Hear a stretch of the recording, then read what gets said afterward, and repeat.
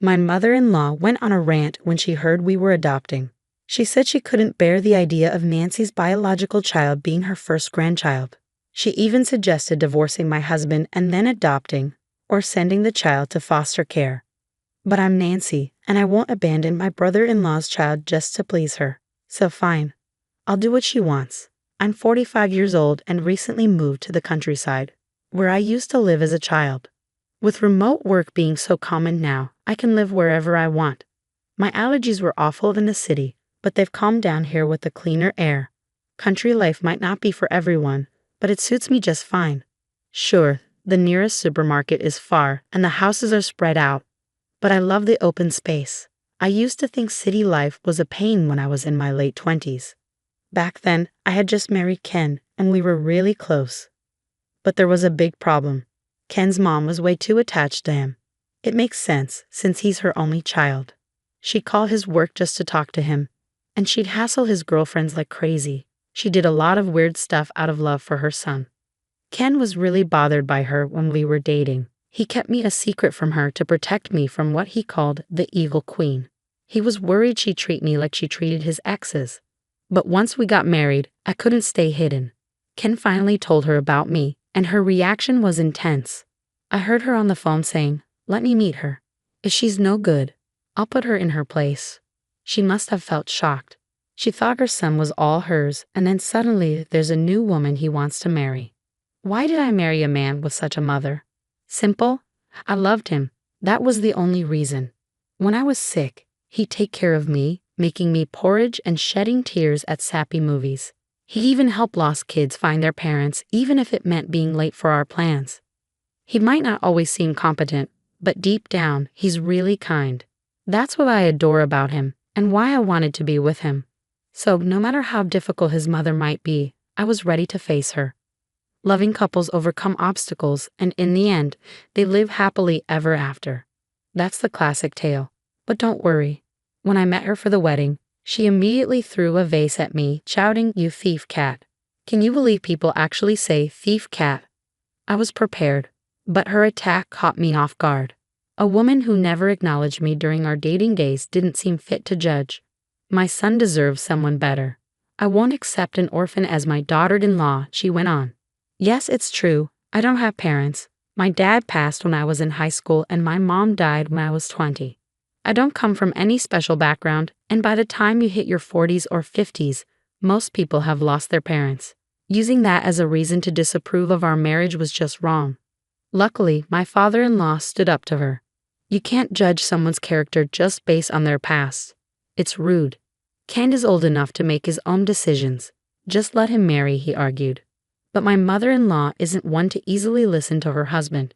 In the end, she never officially accepted our marriage, so we secretly tied the knot on her father-in-law's advice. Even if we waited forever, she'd never give her blessing. I wanted to be with my husband in this life and the next. But that didn't mean I'd give up on our marriage in this life. I was ready to live as a married couple without ever telling my mother-in-law. A few months after we got married, we unexpectedly ran into her while shopping. Both of us proudly wore our engagement and wedding rings on our left hands. We were completely wrapped up in our newly bliss, happily strolling hand in hand while shopping, much to my mother-in-law's annoyance. She instantly caught sight of our rings and erupted into a tirade right there in the middle of the supermarket, oblivious to the curious glances from other shoppers. It turned out she'd been told by my father-in-law that we had called off our marriage and broken up. Neither my husband nor I knew about this story. Apparently, my father-in-law had shared it on his own. Feeling betrayed by both her husband and her son, my mother-in-law was livid. While I understood my father-in-law's intention to protect us, I couldn't help but regret not coordinating our story better to avoid such an easily uncovered lie. It must have hurt her deeply to be deceived in such a way. Her grip on my husband tightened, and despite his attempts to distance himself, she refused to let go. She began showing up at our doorstep daily, and eventually she moved in without so much as returning to her own home. Why did we allow her entry, you wonder? Well, each day she'd ring the doorbell, shouting through the thin walls, "Let me in. Are you planning to leave me out in the cold?" We had no choice but to let her in, at least temporarily. We attempted to remove her from our home several times, but she would always go to the police, claiming, "My son and his wife kicked me out." Feeling sympathetic toward the authorities, I decided to handle this family matter privately, although I had no clue how to deal with it. Despite numerous arguments and my husband's repeated demands for her to leave, she stubbornly refused. In fact, she seemed to relish the idea of being disliked. If she could wear us down and make us give up, it would be a victory for her, so she put all her energy into it. Her harassment toward me escalated. She would throw away my things without asking and ruin my cooking by pouring vinegar into it, making it inedible. These were just the beginning.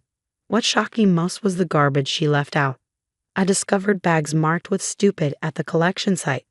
When I turned them around, I found "Nancy Thief Cat" written on the other side, forcing me to flip them again.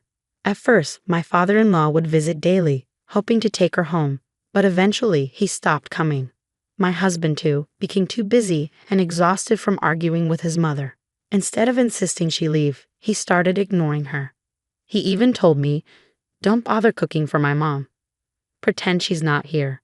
It was disheartening to see my kind husband pushed to this point, a testament to my mother-in-law's tenacity. Initially hurt by her son's neglect, she seemed determined to drive us apart. She shamelessly continued living in our home. Then one day we received devastating news. My brother and his wife had tragically died in a car accident while out with their family. Losing my supportive brother and kind sister-in-law was incredibly painful. But I couldn't afford to just wallow in grief. They left behind a 5-year-old son, Kyle. At the funeral and wake, relatives were passing around responsibility, asking, "Who will take care of him?" Nancy would be the best option. But what if Nancy refuses? Despite feeling somewhat distant from these relatives, their callousness was unsettling. I had always cherished Kyle as my first nephew and felt a strong bond with him, wanting to care for him if possible. But I worried about the impact on him of losing his parents and then being taken in by his aunt and uncle. Most importantly, I feared my husband's reaction. However, before I could even broach the subject, my husband said, "If Kyle doesn't mind, let's take him in ourselves." Kyle expressed his desire to live with us, so I decided to formally adopt him as my son. What about this child? On the day I brought Kyle home, my mother-in-law stared at him expressionlessly. My husband stayed silent, so I spoke up. "He's my nephew. We're going to raise him as our son."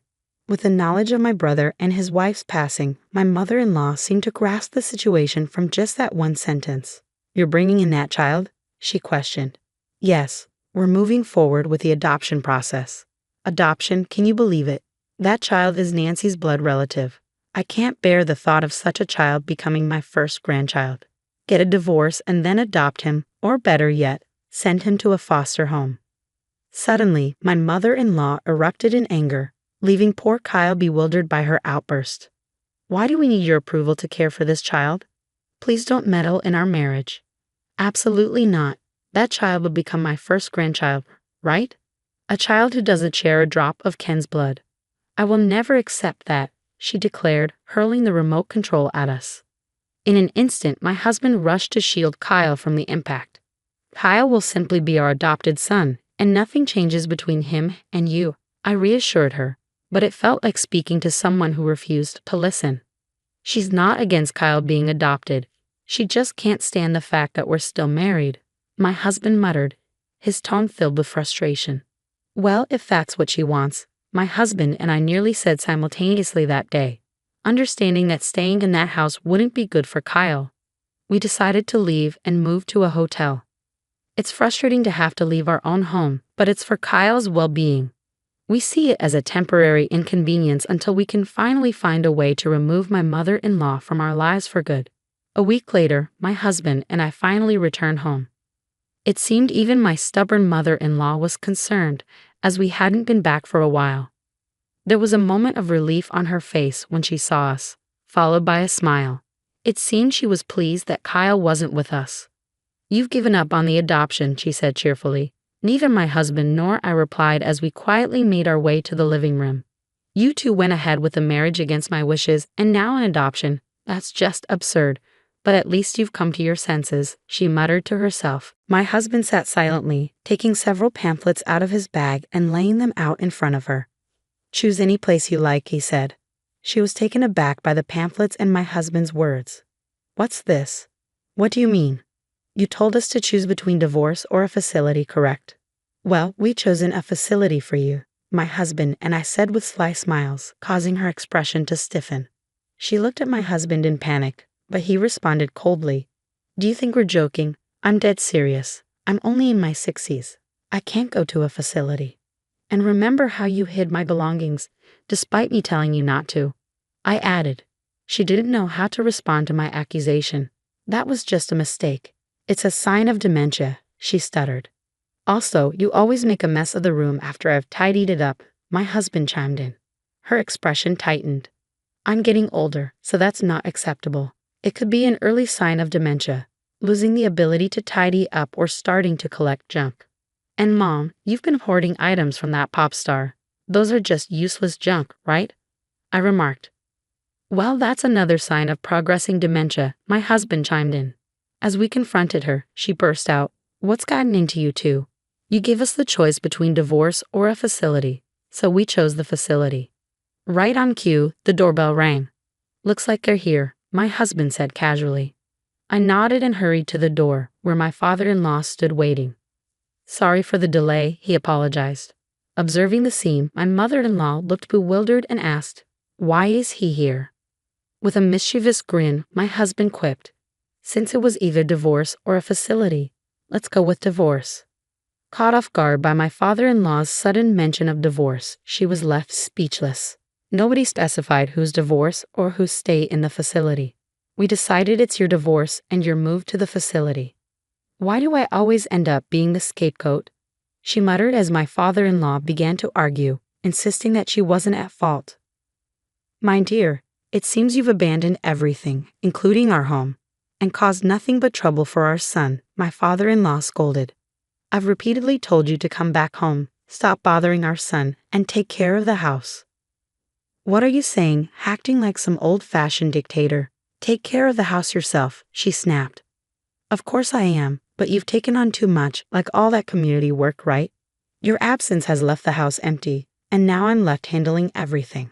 Naturally, I have complaints, my father-in-law fired back. Yes, my mother-in-law, who once relished being a stay-at-home mom, seemed to have overloaded herself with community responsibilities, like paperwork and event planning. Since she started neglecting her duties at home, I chimed in.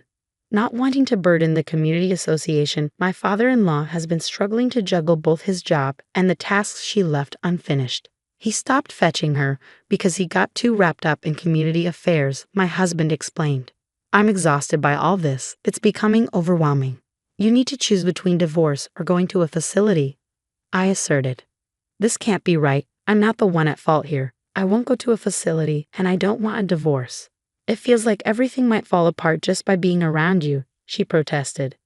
Seeing my father-in-law's exhaustion, my mother-in-law seemed to realize that it was all coming to an end and simply hung her head. You've been plotting to divorce us, but you should cherish your husband. He's a human being too, and he might just divorce you. Oh wait, he is divorcing you. I chuckled. This must have irritated her, but she remained silent. Perhaps she no longer had the energy to argue. And so my in-laws divorced, and Kyle officially became our son. As we proceeded with the divorce process, my mother-in-law returned to her marital home. Meanwhile, my husband and I moved secretly with the assistance of my father-in-law. As of now, she hasn't been able to locate us. With limited finances and little knowledge of the internet, it's doubtful that my mother-in-law could track us down out of state. However, since the property originally belonged to my father-in-law's family, she was swiftly evicted and divorced. Apparently, during the chaos of the divorce, she had pleaded with my father-in-law not to divorce her, even begging on her knees, claiming she didn't want to divorce at her age. As a homemaker, she had no savings. She attempted to claim a portion of the assets, but since there wasn't much to begin with, she has been struggling to make ends meet on her own.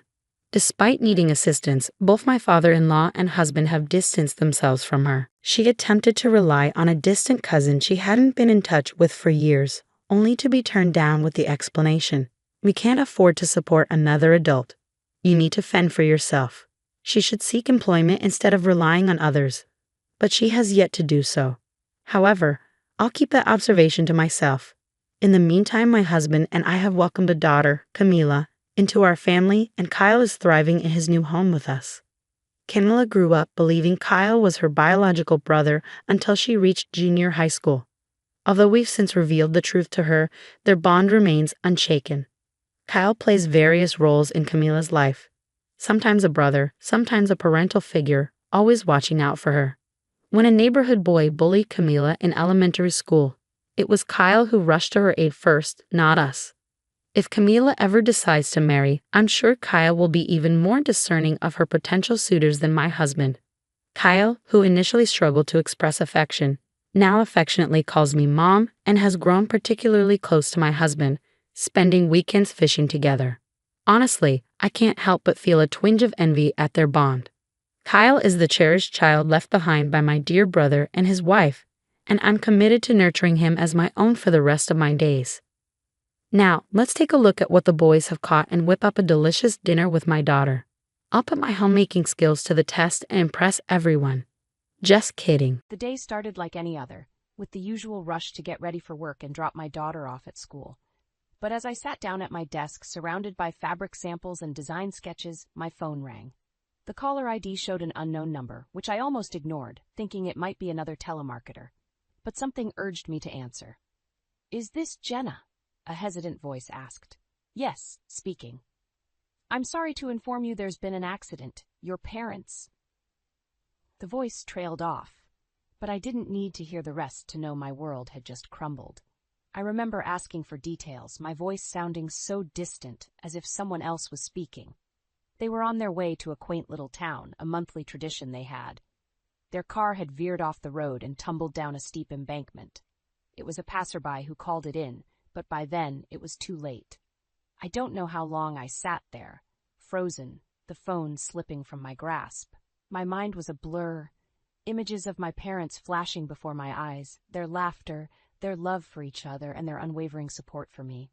It all seemed so distant now. I managed to leave work early, driven by a need to share this unbearable pain with someone who would understand. Derek was the first person who came to mind. My husband, my partner, should have been my solace in such a moment. "Derek, I need you," I said, my voice breaking as I called him. His response was immediate, but not what I expected. "Jenna, what's wrong? I'm in the middle of something." I took a deep breath, trying to steady my voice. "It's my parents. They were in an accident. They're gone, Derek, both of them." There was a pause, and for a moment I hoped for words of comfort, a sliver of empathy, but what came was a cold dismissal. "Is that all? Jenna, I'm on a tight schedule here. Can't this wait?" I couldn't believe what I was hearing. "Wait. Derek, my parents are dead. How can you be so heartless?" Another pause, then a sigh. "Look, I'm sorry about your parents, but you know how important this project is. I can't just drop everything. You'll have to handle this on your own." My hands were shaking, tears streaming down my face. "I thought you would care. I thought you would be here for me." "Jenna, we all have our crosses to bear. I'm sure you'll manage. Just don't make this harder than it has to be." The line went dead. The silence that followed was deafening. I was alone, truly alone. The realization hit me hard. The man I had married, the father of my child, was a stranger to me now. I thought back to the days when Derek would have dropped everything to be by my side. Where had that man gone? How had our love turned so cold and distant? But I had no time to dwell on these questions. I had a funeral to plan, relatives to inform, and a daughter to protect from the harsh reality that her grandparents were gone. As I set about these tasks, a resolve began to form within me. Derek's indifference, his blatant disregard for my feelings, had opened my eyes. I couldn't depend on him, not anymore. This tragedy had not only taken my parents, but had also stripped away any illusions I had about my marriage. It was a painful realization, but one that I could not ignore. The road ahead would be difficult, but I knew one thing for certain. I had to find the strength to move forward, for my sake and for my daughter's. The days leading up to the funeral were a blur. Between making arrangements and comforting my daughter, Lily, I had little time to process my own grief. Derek's absence was palpable, his indifference a constant weight on my heart. But it was during these moments of solitude that I found unexpected strength. My mother-in-law, Elaine, with whom we shared our home, was of no comfort. Her reaction to the news was as cold as Derek's. "So both gone at once? Must have been quite the shock," she remarked dryly, not even looking up from her magazine. I nodded, barely able to speak. "Yes, it's been hard." Elaine finally glanced at me, her gaze calculating. "Well, at least there's a silver lining with the insurance money, right? We could use a bit of good news around here." I stared at her, incredulous. "Elaine, my parents just died. How can you think about money at a time like this?" She shrugged, her interest already waning. "Money makes the world go round, dear. Best to look on the bright side." The lack of empathy stunned me. I had known Elaine to be difficult, but her callousness in the face of my tragedy was a new low. It was clear I was alone in my grief. The day of the funeral arrived, a somber affair attended by close family and friends. The absence of my husband was noted by many, his excuses of work commitments doing little to mask his apathy. It was a slap in the face, a public display of his disregard for our family. After the service, as I stood by the graveside, my cousin approached me, her expression a mix of concern and anger. "I can't believe Derek didn't show up. How could he be so heartless?" I shook my head, fighting back tears. "He says he's too busy with work." "Too busy for his wife's parents' funeral? That's not just busy, Jenna. That's cruel." Her words echoed my thoughts, amplifying the hurt and betrayal I felt. Derek's actions, or lack thereof, were unforgivable. It was a realization that cut deep, severing what little connection remained between us. In the following days, Derek's indifference became more apparent. Calls went unanswered, and when he did deign to speak to me, his words were empty, devoid of warmth or concern. "It's done then? The funeral and everything?" he asked during one such call, his tone casual, as if inquiring about the weather. "Yes, it's done," I replied, my voice cold. "Good, good. Let's move on then. No point dwelling on it." His words were like a knife to my heart. Move on? How could I move on when every day was a struggle, a painful reminder of the loss I had suffered? It was in that moment that I made a decision. I could no longer stay with a man who saw my parents' death as nothing more than an inconvenience, a man who lacked the basic decency to support his wife in her time of need. The thought of divorce had crossed my mind before, but I had always pushed it aside, afraid of the implications for Lily. But now, staying seemed far worse than leaving. Derek had shown his true colors, and they were darker than I could have ever imagined. As I hung up the phone, a sense of clarity settled over me. The road ahead would be difficult, fraught with challenges and uncertainties, but I was determined to face them head-on. For my sake, for Lily's, and for the memory of my parents, I would start anew. Derek had made his choice, and now I was making mine. In the days that followed my declaration, the atmosphere at home became unbearable. Derek's presence, once a source of comfort, now felt like a looming storm, always on the verge of erupting.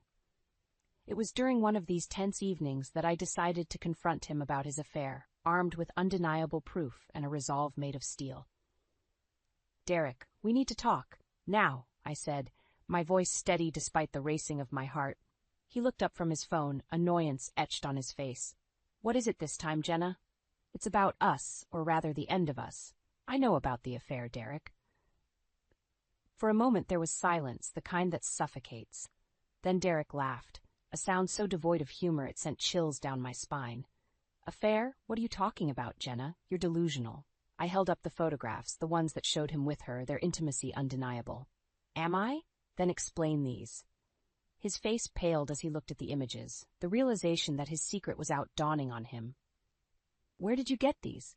"That doesn't matter. What matters is that you've been lying to me, to us, all those late nights, the business trips. It was all her, wasn't it?"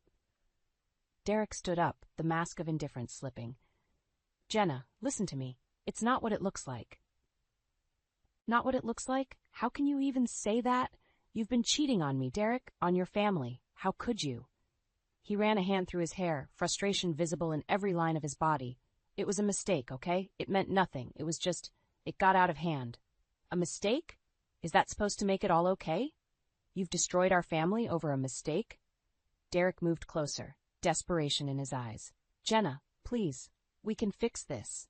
I'll end it with her. We can go to counseling, do whatever it takes. Please, don't throw away what we have." What we have. The words echoed in my mind, a cruel reminder of the love that had turned into betrayal. Derek, there's nothing left to save. You threw it all away the moment you decided to be with her.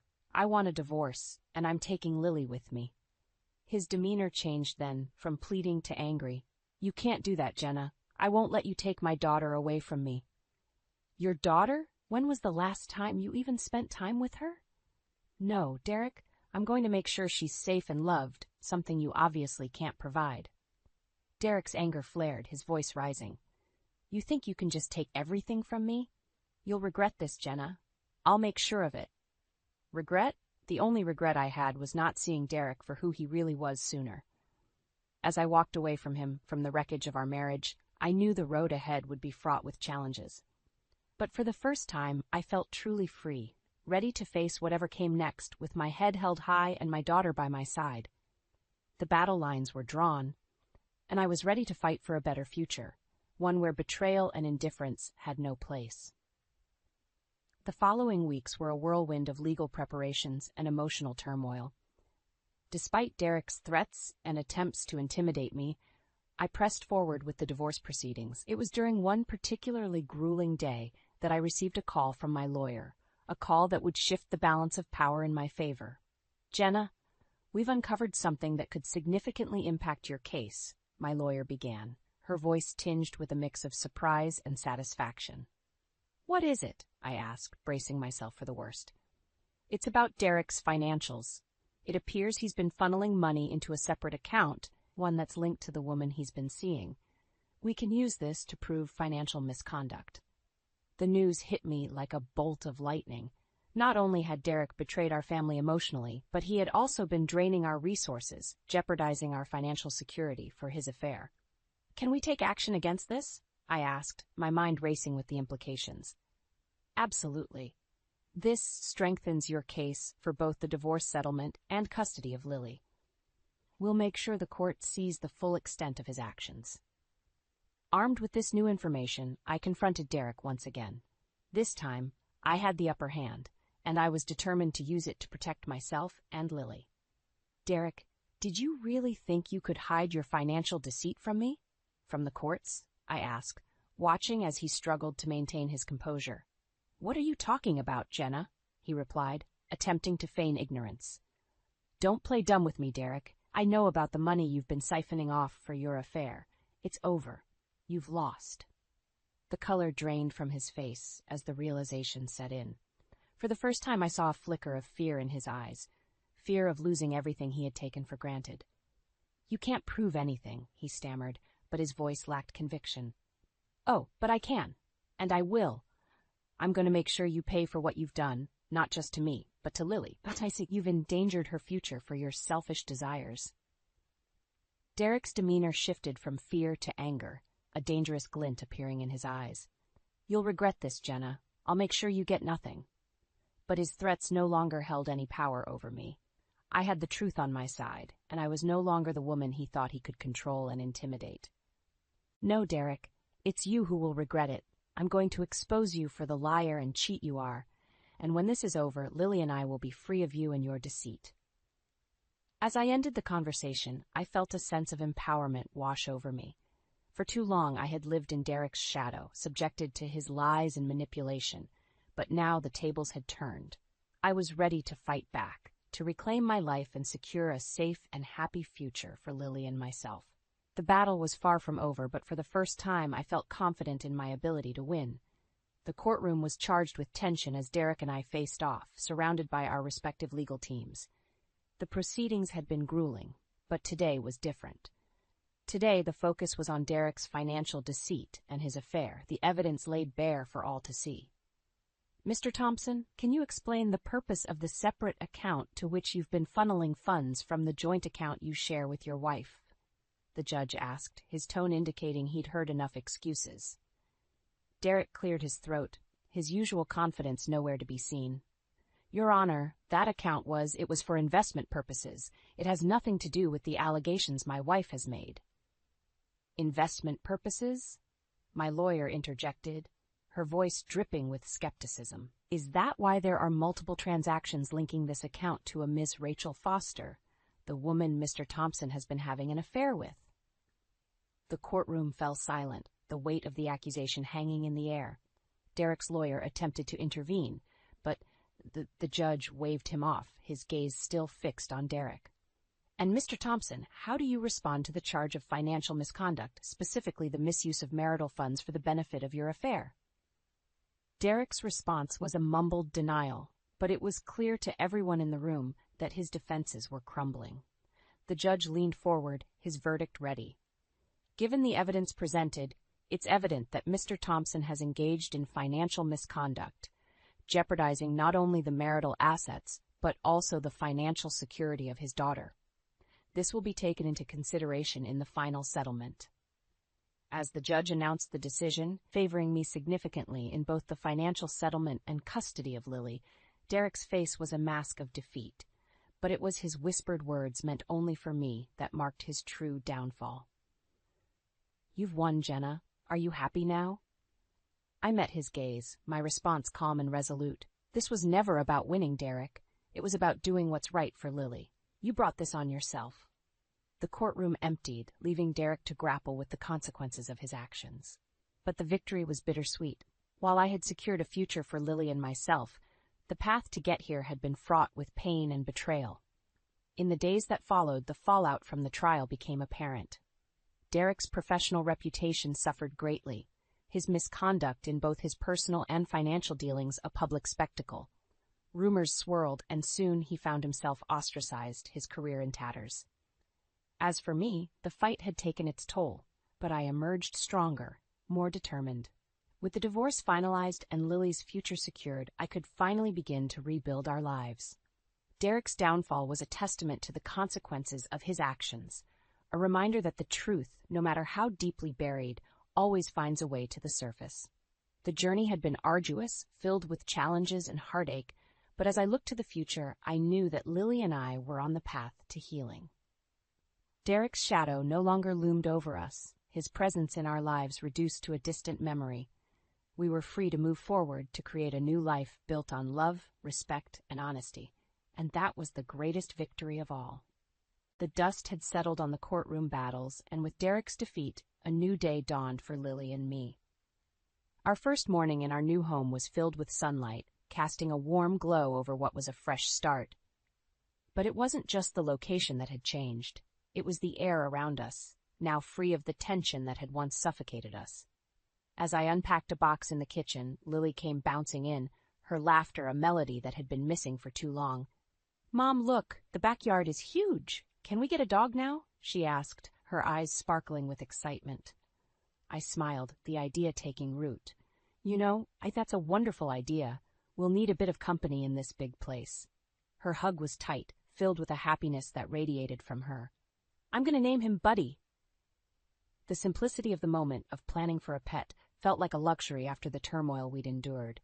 It was in these small, peaceful instances that I found profound relief and hope for the future.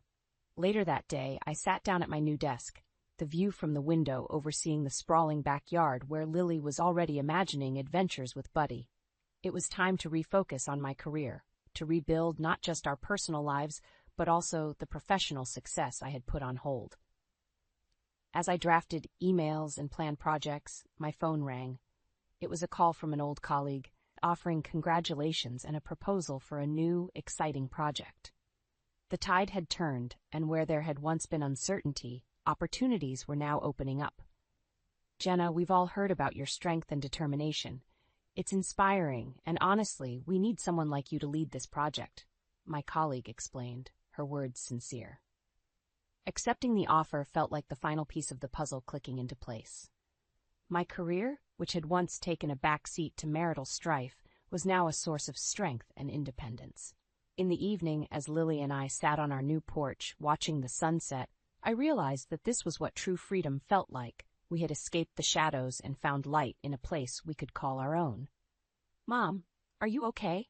You look a little sad," Lily observed, her young face etched with concern. I pulled her close, my heart full. "I'm more than okay, Lily. I'm happy. We've made it through the storm, and now we're here together, and that's all that matters." Our conversation drifted to plans for the house, for Buddy, and all the adventures we would have. It was a simple, beautiful future we were building, one day at a time. Derek's downfall had been a necessary end, a closure to a chapter that had brought us nothing but pain. But in its wake, we found strength and a bond that only grew stronger.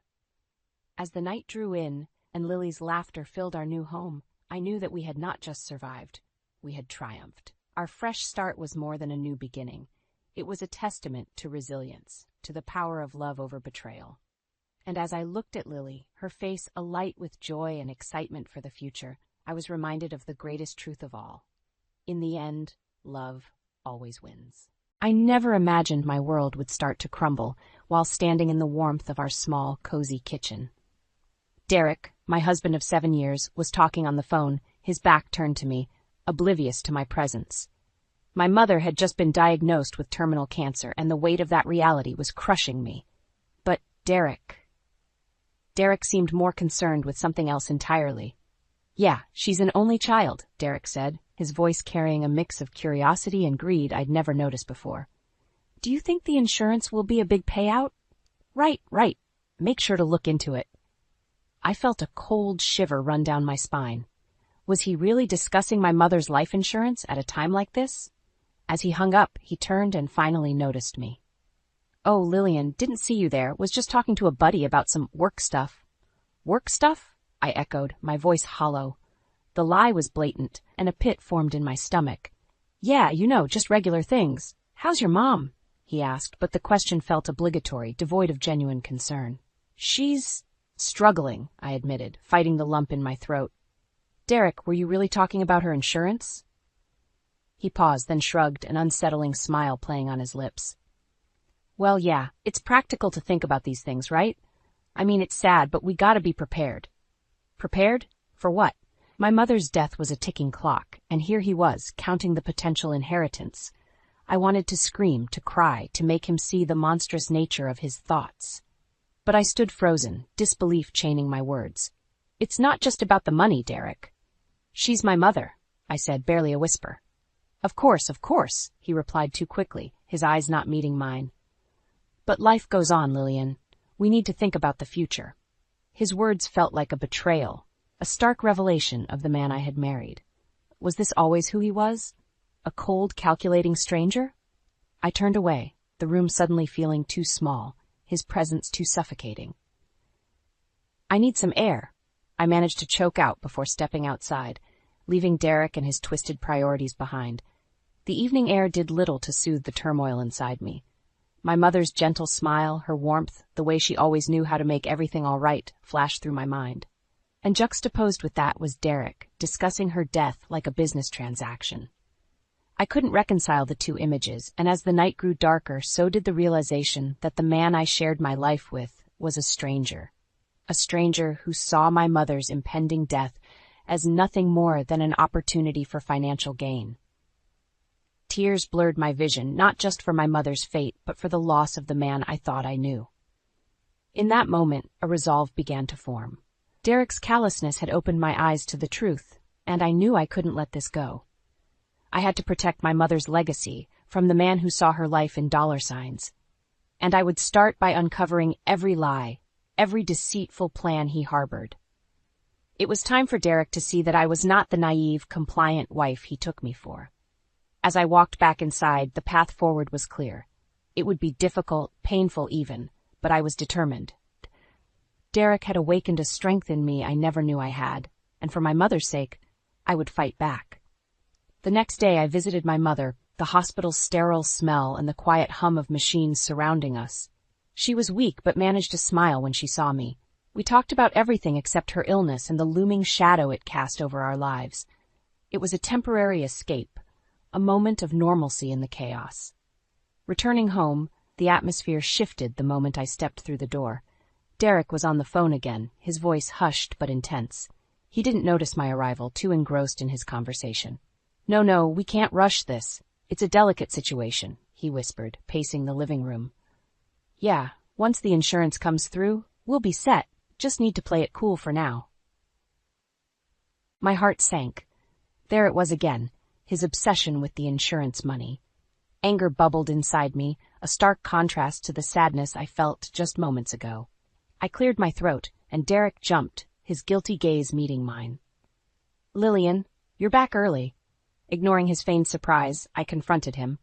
Who were you talking to about playing it cool, and what insurance are you waiting for? He hesitated, then laughed it off. Babe, you're overthinking it. Just work stuff. You know how it is. Work stuff, I repeated, the lie tasting bitter. Derek, why are you so interested in my mother's insurance? Shouldn't we be focusing on her, on spending time with her, instead of whatever this is? He scoffed, his demeanor changing. Lillian, be realistic. Your mom's not going to get better. We need to think about the future, our future. I stared at him, disbelief and disgust mingling. My mother is dying, Derek, and all you can think about is money? He rolled his eyes, frustration evident. You're being too emotional. It's not just about the money. It's about security, our security. Security? By capitalizing on my mother's death? I shot back, my voice rising. Derek approached, his expression hardening. Listen, Lillian, you might not like it, but that's how the world works. We need to look out for ourselves. If you're too blinded by your emotions to see that, then I don't know what to tell you. His words were like a slap in the face, revealing the depth of his selfishness. It was clear Derek had no empathy, no love for anything beyond his own desires. That's how you see it, huh? I said, my voice cold. Well, I see a man so consumed by greed, he can't even pretend to care about his dying mother-in-law, or his wife. Derek sneered. Maybe if you weren't so naive, you'd understand. But go ahead, keep living in your little fantasy world where everything's fine. The conversation was going nowhere, and I realized arguing with Derek was useless. He was lost, consumed by his own greed. But I wasn't going to let him drag me down with him. Turning on my heel, I left him standing there, his words echoing in the now empty room. I needed a plan, a way to protect my mother's legacy and ensure Derek wouldn't get a penny of it. As I headed to my room, the pieces of a plan began to form in my mind. Derek wanted a battle? He'd get one. But unlike him, I'd be fighting for something far more important than money. Over the next few days, I watched Derek like a hawk, noting every phone call, every sneaky glance he thought I didn't catch. His obsession with the insurance money grew more apparent, and so did his negligence towards anything that didn't serve his agenda. One evening, as we sat across from each other at dinner, the silence between us was palpable. Derek broke it, his voice dripping with faux concern. So did you talk to your mom about the insurance? I paused, fork midair, staring at him incredulously. You're really going to bring this up now? At dinner? He shrugged, unabashed. It's an important conversation, Lillian. We need to know where we stand financially. I set my fork down, my appetite gone. My mother is dying, Derek, and all you can think about is money. It's disgusting. He leaned forward, a cold glint in his eyes. It's not disgusting, Lillian. It's practical. Your mother wouldn't want you to be left struggling. I scoffed. You don't know the first thing about what my mother wants. The conversation spiraled into yet another argument, Derek's greed clashing with my disgust. It was clear we were on two different paths, his paved with gold, mine with the desire to do right by my mother. After dinner, I retreated to my room, a plan forming in my mind. It was time to take action, to ensure Derek's schemes would fall flat. I started researching, digging into legal documents, insurance policies, and anything else that could help me protect my mother's interests. The next morning, I made a call to a family lawyer, explaining my situation and seeking advice on how to safeguard my mother's assets from Derek's clutches. The lawyer was sympathetic, offering guidance on how to proceed. Armed with this new knowledge, I confronted Derek again. This time, I was prepared. Derek, I've spoken to a lawyer, I announced as I entered the living room where he was lounging, scrolling through his phone. He looked up, a flicker of concern crossing his face. A lawyer? Why? To ensure my mother's wishes are respected and her assets are protected from anyone who might have ulterior motives. Derek laughed, but there was an edge to it. You're being dramatic, Lillian. What, you think I'm some kind of villain? No, not dramatic, just cautious, I replied, meeting his gaze squarely. I'm making sure that my mother's legacy is used as she intended, not as a payday for someone else's greed. The conversation escalated quickly, Derek's anger flaring as he realized I was serious about blocking his access to the insurance money. You can't do this, Lillian. We're married. What's yours is mine, he spat, his composure slipping. Not anymore, I said, my voice steady despite the storm raging inside me. I'm filing for separation, Derek. I won't let you exploit my mother's death for your own gain." The revelation hit Derek like a ton of bricks. His anger turned to panic as he realized his plans were crumbling. "Lillian, you don't mean that. We can work this out," he pleaded, his arrogance replaced by desperation. But it was too late. I had seen the true extent of his greed, and there was no going back. "I do mean it, Derek. It's over." I left him standing there, his future plans shattering around him. It was a decisive moment, one that marked the beginning of my journey to ensure justice for my mother and a future free from Derek's destructive greed. The days following my declaration of separation were filled with tension. Derek oscillated between trying to sweet-talk me into changing my mind and expressing his outrage over my actions. However, I remained firm, bolstered by the support of my lawyer and the clarity of my mission. One evening, as I was organizing documents related to my mother's care, Derek stormed into the room, his face a mask of anger and desperation. "You can't do this to me, Lillian. You can't just cut me off and expect me to accept it," he bellowed, his fists clenched at his sides. I looked up from the papers, meeting his gaze with a calm I didn't feel. "I can, and I am. You've made it abundantly clear where your priorities lie, Derek. It's not with me, and it's certainly not with my mother." He paced back and forth, a caged animal. "You're being selfish. You're thinking only about yourself and your mother. What about us? What about what I need?" "Us," I echoed, incredulous. "There is no us, not when you see my mother's death as a financial opportunity. You've shown me who you truly are, Derek." He stopped pacing, looking at me as if seeing me for the first time. "Lillian, please. I didn't mean for it to come out like that. We can fix this. We can go to counseling, talk it out." The plea was almost laughable. "Talk it out?" I repeated, a bitter laugh escaping my lips. "There's nothing to talk out, Derek. Your actions and words have spoken louder than any therapy session ever could." Derek's face hardened, the brief flash of desperation giving way to cold fury. "You'll regret this, Lillian. If you think you can just divorce me and walk away with everything, you're mistaken.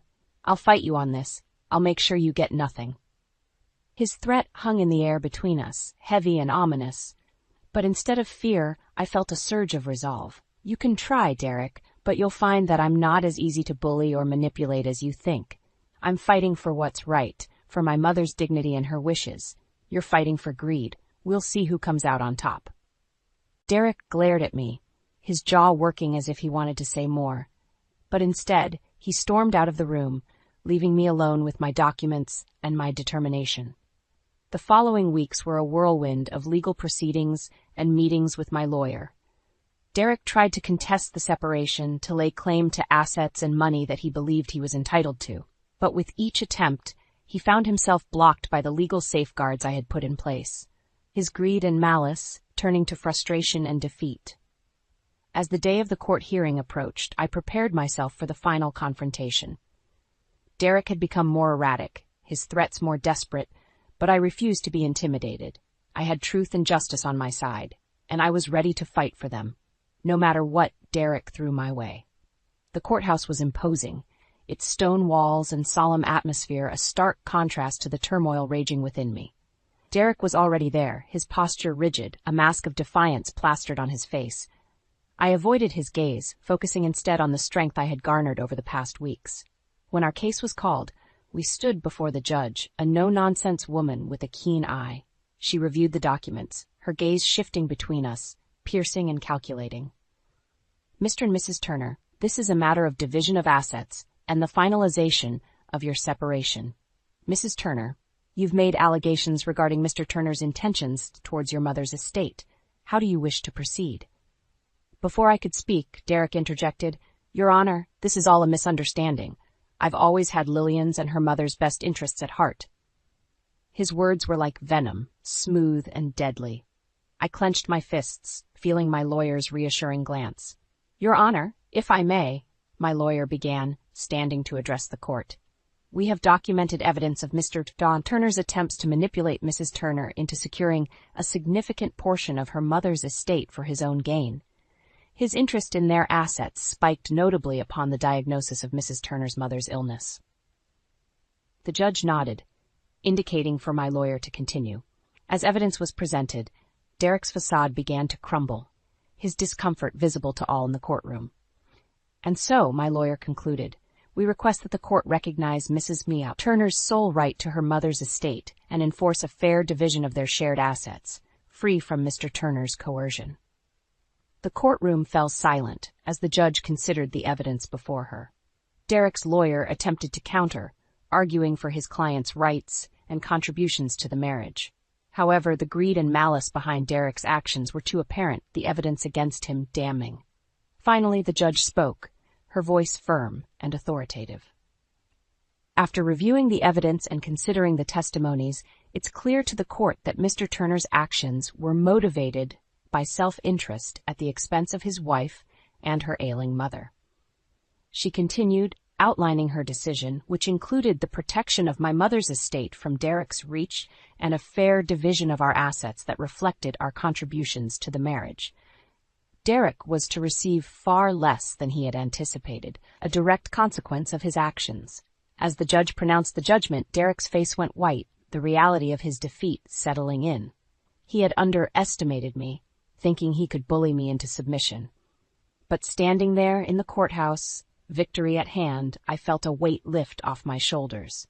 Derek attempted to protest, but it was over. The judge's decision was final. Outside the courthouse, he approached me, his expression a mix of anger and disbelief. "You'll regret this, Lillian. You think you've won, but you haven't seen the last of me," he hissed, his voice low and threatening. I met his gaze, my resolve unwavering. "No, Derek. It's you who will regret underestimating me. I've done nothing but protect myself and my mother from your greed. Go ahead and try whatever you want, but know this. I am no longer the person you can manipulate and control. This is the last you've seen of me." Turning away from him, I walked into the sunlight, a free woman at last. The battle was over, and though I knew Derek might never change, I had reclaimed my life, my dignity, and my mother's legacy. In the weeks following the court decision, I focused on rebuilding my life with my daughter, away from the shadow Derek had cast over us. My mother's health continued to decline, and I cherished every moment I could spend with her, knowing they were precious. One day, as I was returning from visiting my mother, I found Derek waiting outside my new apartment, a sight I had dreaded yet anticipated. His appearance was disheveled, a far cry from the confident man he once portrayed. "Lillian, we need to talk," he said, his voice lacking its former assertiveness. I stopped in my tracks, wary. "There's nothing left to discuss, Derek. You've made your intentions clear, and so have I." He shuffled uncomfortably, looking around before fixing his gaze on me.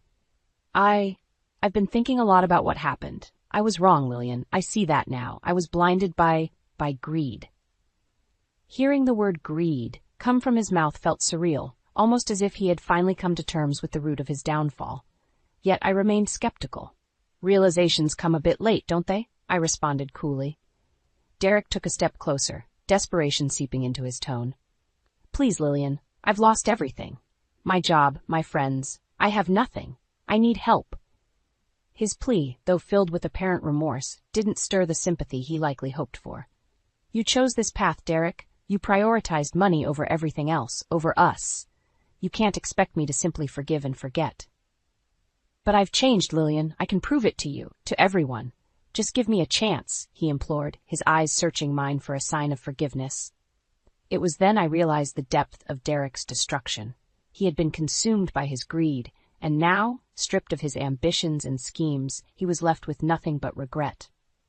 "Derek, it's too late for chances. You made your decisions, and now you must live with them," I said firmly, my heart hardening against the sight of the man who had once shared my life.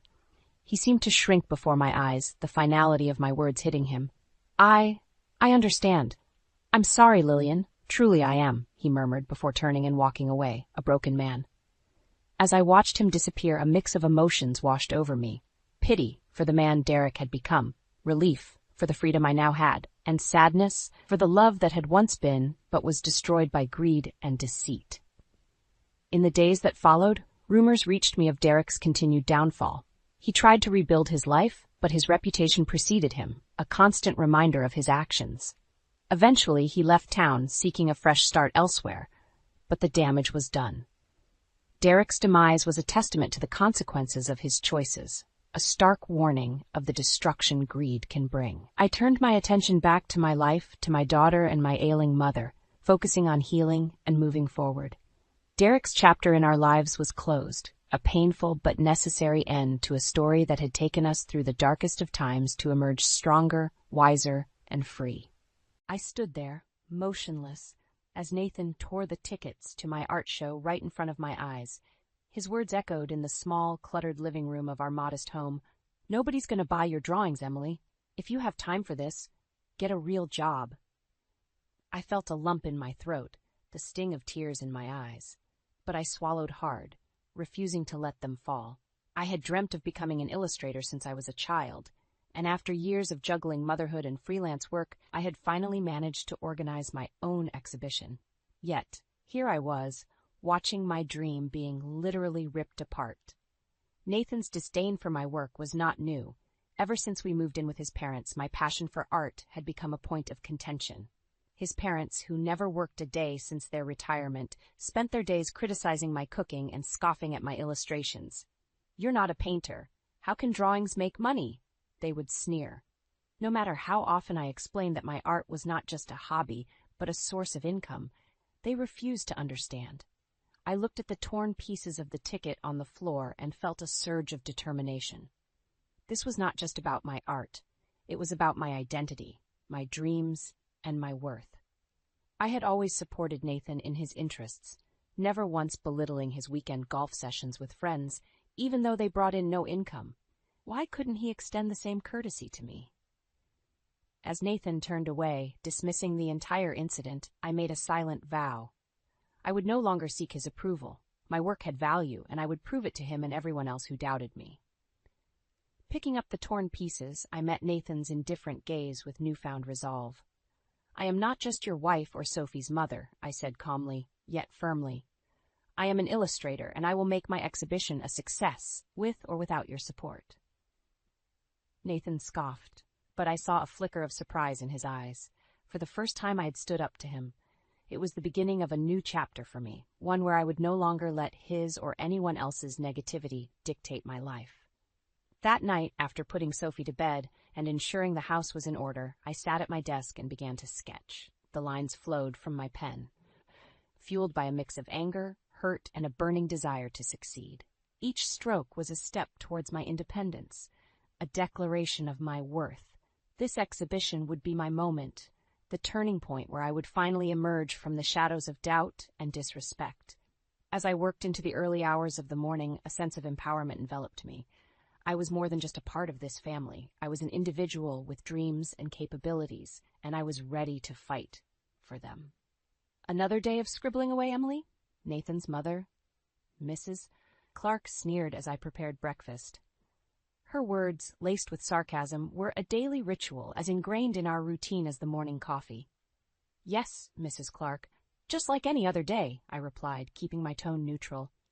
I had learned that responding with emotion only fueled their taunts. Nathan sat at the table, scrolling through his phone, oblivious to the tension. His father, Mr. Clark, joined in. "Why bother with all this art nonsense? Real work brings in real money, not these childish drawings." I served breakfast, forcing a smile. "Art is my work, Mr. Clark, and it does pay," I said, more to myself than to them. Their laughter followed me as I retreated to my makeshift studio, a corner in our bedroom. Their words were like barbs, each one a reminder of how little they valued my passion. But I couldn't let them see how much it hurt. I had Sophie to think about, and my art. As I settled into my work, the door burst open. Nathan stood there, his face contorted with anger. "I got a call from Sophie's school. She's falling behind in her studies. What are you doing all day, Emily?" I looked up, surprised by his outburst. "I take care of Sophie, the house, and then I work." "You know my schedule, Nathan." He stepped closer, his voice rising. "You call this work? This is why Sophie is struggling. You're too busy playing artist." His words stung. I had always balanced my responsibilities, ensuring Sophie's needs were met. "I make sure she does her homework, Nathan. I can't do it for her." "Maybe if you spent less time on these stupid drawings and more time being a mother." His words trailed off as he stormed out, leaving a heavy silence in their wake.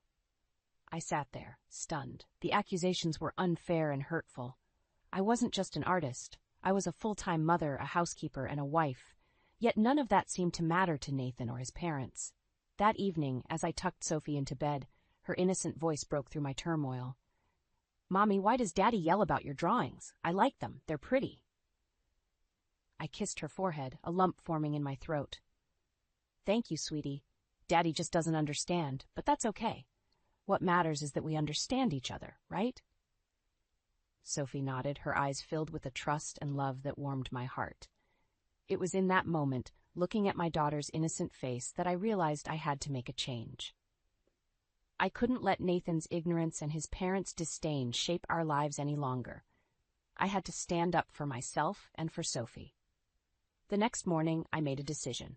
I would go through with the exhibition, no matter what they said. I would show them that my art was not just a hobby, but my lifeline, my expression, and my contribution to the world. And maybe, just maybe, I would find a way out of this suffocating environment for Sophie and myself. The day I received the invitation for the solo exhibition was a ray of light in my otherwise dreary routine. I remember staring at the email on my laptop, my heart pounding with excitement and disbelief. This was it, my chance to shine, to prove my worth beyond the confines of these judgmental walls.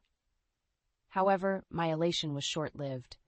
As I shared the news at dinner, hoping for a sliver of support, the reaction was anything but encouraging. "A solo exhibition? Who would be interested in that?" Nathan scoffed, his voice dripping with disdain. His parents chimed in with their own barbs. "Don't get your hopes up, dear. These things are often more about who you know than actual talent," Mrs. Clark said, her words sharp as knives. I clenched my jaw, fighting back the hurt. "It's a big opportunity for me. People do appreciate my work," I said, trying to keep my voice steady. Nathan laughed, a harsh, mocking sound. "Appreciate? Emily, let's be realistic. You're a stay-at-home mom who doodles. This isn't a career, it's a pastime at best." The dinner table became my battlefield, each word from Nathan a bullet I dodged or absorbed. I excused myself early, retreating to my studio corner with a heavy heart. Their words echoed in my mind, but I couldn't let them win. Not this time. I worked tirelessly for weeks, often staying up late to complete my pieces for the exhibition.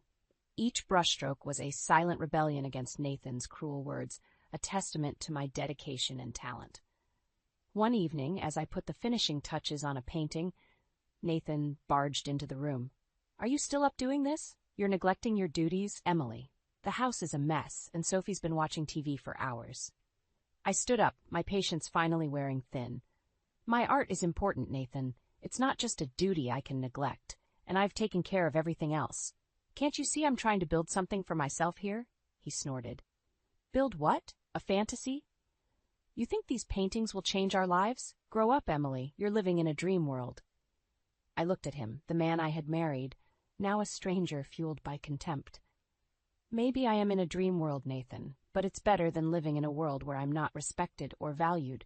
I will go ahead with this exhibition, with or without your support." Turning my back to him, I continued my work, each brushstroke a declaration of my independence, a step away from his demeaning grasp. As the days passed, my resolve only strengthened. The exhibition was not just about showcasing my art, it was about reclaiming my self-worth and dignity. It was about showing Sophie that dreams are worth fighting for, no matter the opposition. And so, with a mix of fear and excitement, I prepared for the exhibition day, ready to step into the light, leaving the shadows of doubt and disrespect far behind. The day of the exhibition neared, and a knot of anxiety tightened in my stomach. I knew it was more than just about displaying my art.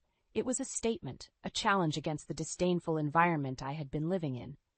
One evening, as we sat in the dimly lit living room, I mustered the courage to invite Nathan. "The exhibition is next week," I began hesitantly. "I was wondering if you'd like to come." He didn't look up from the TV. "Can't. Got plans with the guys." I felt a familiar sting, but persisted. "It's important to me, Nathan. I've put a lot of effort into this." Finally, he turned, his eyes cold. "Why do you keep going on about this, Emily? It's just a little show. It's not like it's going to change anything." I held the invitation out to him, a futile gesture of hope. "It's not just a little show to me. It's my work, my passion." With a swift, careless motion, Nathan grabbed the invitation and tore it in half. "This is what I think of your little hobby," he sneered. The pieces fluttered to the ground, a symbol of my shattered efforts. I stood there, frozen, as he turned back to his show, dismissing my dreams as if they were nothing. Tears blurred my vision as I picked up the remnants of the invitation. His words echoed in my ears, a cruel reminder of the lack of respect I had been enduring. But amidst the hurt and humiliation, a fierce determination took root within me. I was done seeking validation from a man who couldn't see beyond his own ego. I glanced at Sophie, who had witnessed the whole scene from the doorway. Her eyes were wide, filled with confusion and sadness. At that moment, I knew I had to set an example for her. I couldn't let her grow up thinking it was acceptable for her dreams to be trampled upon like this. The next morning, I made a decision. I would leave Nathan, not immediately, but soon. I would plan it carefully, for Sophie's sake and mine. This exhibition would be my stepping stone, a way to prove to myself that I could stand on my own. The days leading up to the exhibition were a blur of preparation and quiet planning. I was a woman on a mission, no longer the timid, acquiescent wife and daughter-in-law. I reached out to friends, seeking support and advice. I opened a separate bank account, a small but significant step towards financial independence. On the day of the exhibition, as I stood among my paintings, surrounded by appreciative onlookers, I felt a sense of accomplishment like never before. My art was being seen, appreciated. It was a validation that Nathan and his parents could never understand. As people inquired about my work, expressing interest and admiration, I felt my confidence soar. Each compliment, each interested glance at my paintings, was a vindication of my talent and hard work. I sold my first piece that day, a moment that marked the beginning of a new chapter in my life. A chapter where I was no longer just Nathan's wife or Mrs. Clark's daughter-in-law, but Emily, the artist, a woman who had the courage to stand up for herself and her dreams. The success of the exhibition was the turning point. That night, as I lay in bed, staring at the ceiling, I knew I couldn't go back to the life I had been living. The disdain and disrespect were suffocating, and for the first time I saw a way out. I waited until Nathan left for work and Sophie was at school. With a heavy heart but a clear mind, I packed a small suitcase with essentials. I took a deep breath as I looked around the room, a mix of relief and sorrow washing over me. This was the end of one chapter and the beginning of another. I left a note on the kitchen table, not wanting to confront Nathan or his parents directly. I knew they wouldn't understand, nor did I expect them to. The note was brief. I need some time and space. Sophie and I will be staying with my parents for a while. I picked Sophie up from school that day, her smile a balm to my anxious heart. We're going on a little trip to Grandma and Grandpa's, I told her. She was excited, unaware of the weight of our journey. At my parents' house, I finally felt a sense of peace. They welcomed us with open arms, no questions asked. They saw the tiredness in my eyes and the determination in my posture. "You always have a home here, Emily," my mother said, hugging me tightly. In the safety of my childhood home, I explained to Sophie why we were there. "Mommy needs some time to work on her paintings, and we need a little break from Daddy," I said gently. Sophie, wise beyond her years, looked up at me with her big eyes. "Is it because Daddy doesn't like your drawings?" Her question stung, but I nodded. "Sometimes people don't understand the things we love, sweetheart, but that doesn't mean we should stop loving them." The days turned into weeks. I spent my time working on new illustrations and planning our future. The quiet and support of my parents' home were a stark contrast to the constant criticism I had faced in Nathan's house. One afternoon, I received a call from Nathan. His voice was a mix of anger and disbelief. "Where are you? Why aren't you home? You can't just take Sophie and leave." His words were like daggers, but I stood my ground. "Sophie and I are safe. We're with my parents. I needed space, Nathan. Space you never gave me." "You're being selfish, Emily. You're tearing this family apart over some paintings." I clenched the phone tightly, my resolve hardening. "No, Nathan. You tore this family apart with your disrespect and disdain for what I love. I won't apologize for wanting to be happy, for wanting Sophie to see her mother happy." There was silence on the other end, and then a click. He had hung up. But it didn't matter. I had spoken my truth, something I had been afraid to do for so long. In those weeks at my parents' house, I began to see a future for Sophie and myself, a future where we were free to be who we wanted to be, free from judgment and belittlement. It was a future I was determined to make a reality. The weeks following my departure were a whirlwind. I immersed myself in my work, finding solace in the strokes of my brush. My parents' encouragement was a stark contrast to the environment I had left behind. They believed in me, and that belief was a powerful motivator. My phone buzzed one evening with a call from Nathan. Bracing myself, I answered. His voice was different this time, laced with desperation. "Emily, please come back. The house is a mess, and I can't handle everything on my own." His plea was a strange mix of pitiful and infuriating. "You're calling me back to clean up your mess?" I asked, my voice steady. "It's not just that. Sophie misses her home, doesn't she?" "You're being selfish, keeping her away," he replied, trying to guilt-trip me. I sighed, feeling a surge of pity for the man I once loved. "Sophie is doing fine. She's happy and well cared for. This isn't about her, Nathan. This is about you, not being able to handle the responsibilities you so easily dismissed when I was there." Nathan was silent for a moment. I need you, Emily." "I needed you too. Nathan, I needed your support and respect, but you chose to belittle my dreams and ambitions. I can't come back to that," I said, my voice firm. The call ended with Nathan's empty pleas echoing in my ears. It was clear he had not changed. His request was not for reconciliation, but for convenience. Meanwhile, my art started gaining traction. I received more commissions and even had inquiries from galleries interested in showcasing my work. It was exhilarating and validating. My hard work was paying off, not just in terms of recognition, but also financially. One day, as I was working on a new piece, Sophie came to me with a drawing. "Look, Mommy, I made this for you." Her drawing, a colorful depiction of us holding hands, was a stark reminder of why I had made the decision to leave. "It's beautiful, sweetheart. Just like you," I told her, hugging her tightly. My success was a bittersweet reminder of the life I had left behind. Nathan's calls became more infrequent, each one more desperate than the last. He was struggling to manage without me, and while part of me felt vindicated, another part felt sorry for him. But I had made my choice, for Sophie and for myself. I was building a new life, one where my art was not just a hobby, but my identity. A life where I was respected and valued.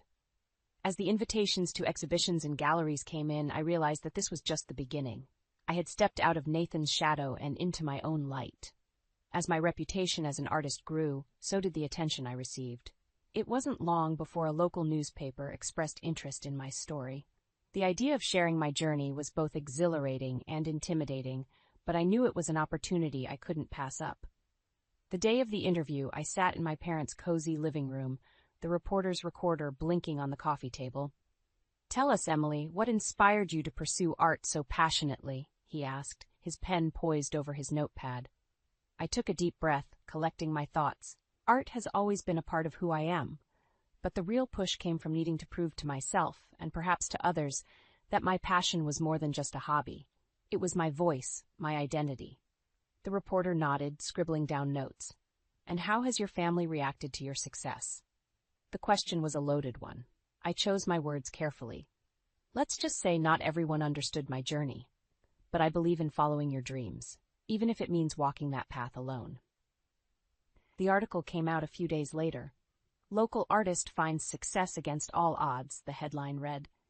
It painted me as a sort of underdog hero, a narrative I hadn't expected but appreciated. The response was overwhelming, with people reaching out to express their support and admiration. Among the flurry of positive attention, Nathan's reaction was conspicuously absent. That is, until one day he showed up at my parents' doorstep, unannounced and uninvited. I opened the door to find him standing there, a mix of anger and desperation in his eyes. "You're making a spectacle of our family with these stories," he accused, waving a copy of the newspaper in his hand. I stepped outside, closing the door behind me. "I shared my story, Nathan. A story of finding my own path. I didn't mention you or anyone else." He scoffed. "But it's obvious, isn't it? You're making me out to be the bad guy." "Am I? Or did you do that all by yourself?"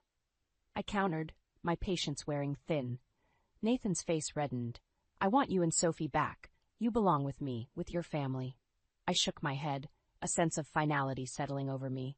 No, Nathan. Sophie and I are doing just fine. We're happy and we're free. Free from the negativity and disrespect we faced with you. He looked like he wanted to say more, but I held up my hand. This is my life now, Nathan. I suggest you find a way to move on with yours. As he stormed off, I felt a sense of closure. I had stood up to him, not with anger, but with the quiet strength of someone who knows their worth. In the weeks that followed, my art continued to flourish. Exhibitions, commissions, and collaborations, my calendar was full. Sophie thrived too, her laughter and creativity a constant source of joy. I knew there would be challenges ahead, but for the first time in a long time, I felt hopeful about the future. A future I had carved out for myself and my daughter, on our terms. Again? They were just here last month. My voice trembled with a mix of anger and disbelief as I confronted Martin, my husband of 3 years. Martin, with his typical dismissive wave, dropped his briefcase by the door. Evelyn, they're my parents. They want to see Lily, and it's only for a couple of weeks. I felt a knot tighten in my stomach. This wasn't just about his parents visiting. It was about respect, or the lack thereof. Martin had a habit of making decisions without consulting me, treating me more like a tenant than his wife. Evelyn, you're overreacting, Martin said, his tone laced with condescension as he walked past me. Just make sure the guest room is ready. I stood there, frozen, as he dismissed my feelings with such ease. It was always the same pattern. His parents, Miriam and Gerald, would arrive, turning our home upside down, leaving me to cater to their every whim, while Martin buried himself in work, conveniently absent. As I prepared the guest room, my mind raced with resentment. I thought back to the days before we were married, when Martin was considerate and kind. But since Lily's birth and our move to the suburbs, he had become increasingly domineering and detached. The next morning, I heard the familiar rumble of Miriam and Gerald's car in the driveway. I plastered a smile on my face as I opened the door. Good morning, Miriam. Geraldcome? Ah, there she is, our lovely daughter-in-law, Miriam exclaimed, brushing past me to fuss over Lily, who clung to my leg, eyeing her grandparents warily. Gerald followed, carrying their bags. We're so happy to be here. Where should we put these? Just in the guest room, thank you, I replied, my smile straining. The first few days passed in a blur of cooking, cleaning, and forced pleasantries. Martin came home late each night, barely acknowledging me or his parents. I felt invisible in my own home. One evening, as I was setting the table for dinner, Gerald called out from the living room. Evelyn, where's the remote? The news is about to start. It's right there on the coffee table, Gerald, I replied, trying to keep the irritation out of my voice. Miriam chimed in. Evelyn, dear, could you bring us some tea? Gerald loves your tea. Suppressing a sigh, I nodded and headed to the kitchen. As the water boiled, I could hear them laughing and chatting in the living room, a stark contrast to the silence that filled the rest of the house. That night, after everyone had gone to bed, I found myself sitting in the dark kitchen, a cup of untouched tea in my hands. Tears streamed down my face as I realized how lonely and unappreciated I felt. I missed the partnership I thought I had with Martin, the love that seemed to have evaporated since Lily's arrival. I wiped away my tears, a resolve building within me. I couldn't continue living like this, invisible and unheard. I needed to find a way to make Martin see me, to acknowledge my feelings. But deep down, I feared that the man I had married was gone, replaced by this cold, indifferent stranger. As I headed to bed, I made a silent vow to myself. I wouldn't let this go on any longer. I had to find my voice again, for my sake and for Lily's. The days turned into a monotonous blur with Miriam and Gerald's presence in the house. Their demands grew each day, yet Martin remained oblivious to the mounting pressure on me. I felt like a puppet, dancing to their every whim, my own needs and desires shoved aside. One particularly grueling evening, as I cleared the dinner plates while everyone else lounged in the living room, Martin's voice sliced through the air. Evelyn, did you remember to pick up my dry cleaning? I paused, the weight of the plates heavy in my hands. No, Martin, I couldn't. I had to take Lily to her doctor's appointment today. A huff of annoyance came from him. You could have gone after that. I needed that suit for tomorrow. The room fell silent, the tension palpable. Miriam and Gerald exchanged glances, an unspoken judgment passing between them. I felt a surge of anger, but I bit back my retort. This wasn't the time.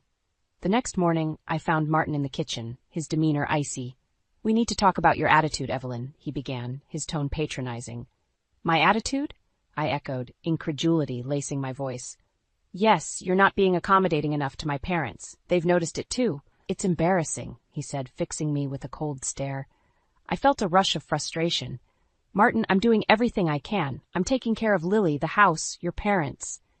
He cut me off with a wave of his hand. "That's what you're supposed to do. You're the woman of the house. My parents shouldn't feel unwelcome." His words stung, a stark reminder of how little he valued my efforts. I wanted to scream, to make him see how unfair this was, but I knew it would only fall on deaf ears. As the days passed, my resolve hardened. I couldn't let Martin and his parents treat me like this any longer. I began to plan, to think of ways to stand up for myself, to reclaim my dignity. The opportunity came unexpectedly. One afternoon, while Martin was at work and Miriam and Gerald were napping, I received a phone call from my old friend Laura. "Evelyn, how have you been? I feel like it's been ages since we last talked." Laura's voice was a balm to my frayed nerves. "Laura, it's so good to hear your voice," I replied, my voice heavy with emotion. We talked about everything and nothing, and for a brief moment I felt like my old self again. Then Laura's tone shifted. "Evelyn, there's something I need to tell you. It's about Martin." My heart skipped a beat. "What about him?" "I saw him the other day with someone. A woman. They seemed close. More than just colleagues." The room spun around me as Laura's words sank in. A sickening feeling settled in my stomach. Could Martin be having an affair? "I'm sorry, Evelyn. I thought you should know," Laura added softly. The call ended, but her words echoed in my mind. The pieces began to fall into place. The late nights, the detached behavior, the lack of intimacy. I was faced with a harsh truth. My marriage was a sham, and I had been living in a fool's paradise. But I wasn't going to be the victim any longer. I would confront Martin, demand the truth, and if he was indeed betraying me, I would make him pay for every tear, every moment of pain he had caused me. That night, I lay in bed, my mind racing with plans of confrontation and revenge. I would no longer be the silent, suffering wife. It was time for Martin to see the strength he had underestimated in me. The days following Laura's revelation were a tempest of emotions. I observed Martin with a new lens, each of his dismissive remarks and arrogant gestures fueling my growing resentment. The man I once loved had become a stranger, his facade now transparent to my scrutinizing eyes. One evening, as I prepared Lily's dinner, Martin sauntered into the kitchen. "Evelyn, my parents are thinking of extending their stay. You don't mind, do you?" His question, so casually delivered, was a clear testament to his disregard for my feelings. "Extend their stay?" I repeated, my voice steady despite the turmoil inside. "Martin, don't you think they've stayed long enough?" Martin's face hardened. "What's that supposed to mean? They're my parents. You should be more welcoming." I turned to face him, my frustration reaching its boiling point. "Welcoming? Martin, I've been nothing but accommodating. But this is our home too. I have a say in this." He scoffed. "Your say? Look, Evelyn, you're the wife. It's your duty to take care of the household. My parents staying here shouldn't be an issue." His words struck a nerve. "Duty? Is that all I am to you? A caretaker?" Martin's eyes narrowed. "Don't start with this nonsense, Evelyn. You're being irrational." "Irrational?" I could feel my voice rising, the pent-up anger and hurt pouring out. "I'm the one being irrational? What about your late nights, your secret rendezvous? Are those rational?" For a moment Martin seemed taken aback, but he quickly regained his composure. "What are you talking about?" "Don't play dumb, Martin. I know about the other woman. Laura saw you." His face went pale, then flushed with anger. "You're spying on me now? How dare you?" "I'm not spying. I'm opening my eyes to the truth. The truth you've been hiding from me," I shot back, my resolve strengthening. Martin took a step closer, his voice low and menacing. "Listen, Evelyn, you better watch your tone. You have no idea what you're talking about." But I wasn't intimidated. "No, Martin, I know exactly what I'm talking about, and I won't stand for this any longer." He scoffed, turning to leave the kitchen. "Do what you want, just make sure my parents are comfortable." That night, after Martin had retreated to his den and Miriam and Gerald had retired to their room, I sat alone in the living room. The house was silent, but my mind was a cacophony of thoughts. I realized then that my marriage was beyond salvaging. Martin had not only betrayed me, but had also devalued me, treating me as nothing more than a servant in my own home. It was time for me to take a stand, to reclaim my life. I would no longer be a victim of Martin's arrogance and infidelity. I would gather evidence of his affair, consult a lawyer, and prepare for a divorce. But it wouldn't end there. Martin would have to face the consequences of his actions. I would ensure that he paid for the pain he had caused me, both emotionally and legally. As I lay in bed that night, a plan began to form in my mind. A plan not just for my escape, but for my retribution. Martin and his parents would soon learn that I was not a woman to be trifled with. The following days were a careful dance of deception and planning. I maintained a semblance of normalcy, all the while gathering evidence of Martin's infidelity. Laura had been right. A few discreet inquiries revealed Martin's secret meetings with a woman named Rachel, a colleague from his office. One evening, as we sat at the dinner table with his parents, Martin announced, "I might need to go on a business trip next weekend." A business trip? The perfect alibi for his affair. I looked at him, my expression neutral, but inside, a storm was brewing. "That sounds important, Martin. I hope it goes well," I said, my voice laced with hidden irony. Miriam chimed in, oblivious to the undercurrents. "Oh, Martin works so hard. Evelyn, you should be proud of such a diligent husband." I forced a smile, my resolve hardening. "Yes, I'm very proud." The next day, while Martin was at work and his parents were out shopping, I met with a lawyer. I laid out everything, the infidelity, the emotional neglect, the way Martin and his parents treated me. The lawyer listened intently, offering advice and outlining the next steps. "You have a strong case, Evelyn, especially with the evidence of the affair," he said, his tone professional yet sympathetic. I nodded, a sense of empowerment growing within me. "Thank you. I want to proceed with this as soon as possible." That night, I lay in bed, the plan crystallizing in my mind. I would confront Martin, but not yet. First, I would ensure everything was in place for the divorce. I wanted him to feel the full impact of his actions, to realize he couldn't just discard me like an old piece of furniture. The day of reckoning came sooner than expected. On Friday, as Martin prepared for his supposed business trip, I found the proof I needed, a receipt for a romantic getaway at a luxury resort, tucked carelessly in his coat pocket. That evening, with Martin's parents in the living room and Lily asleep, I confronted him. "Going on a business trip, Martin, or should I say a romantic getaway with Rachel?" Martin froze, the color draining from his face. "Evelyn, how did you?" I waved the receipt in front of him.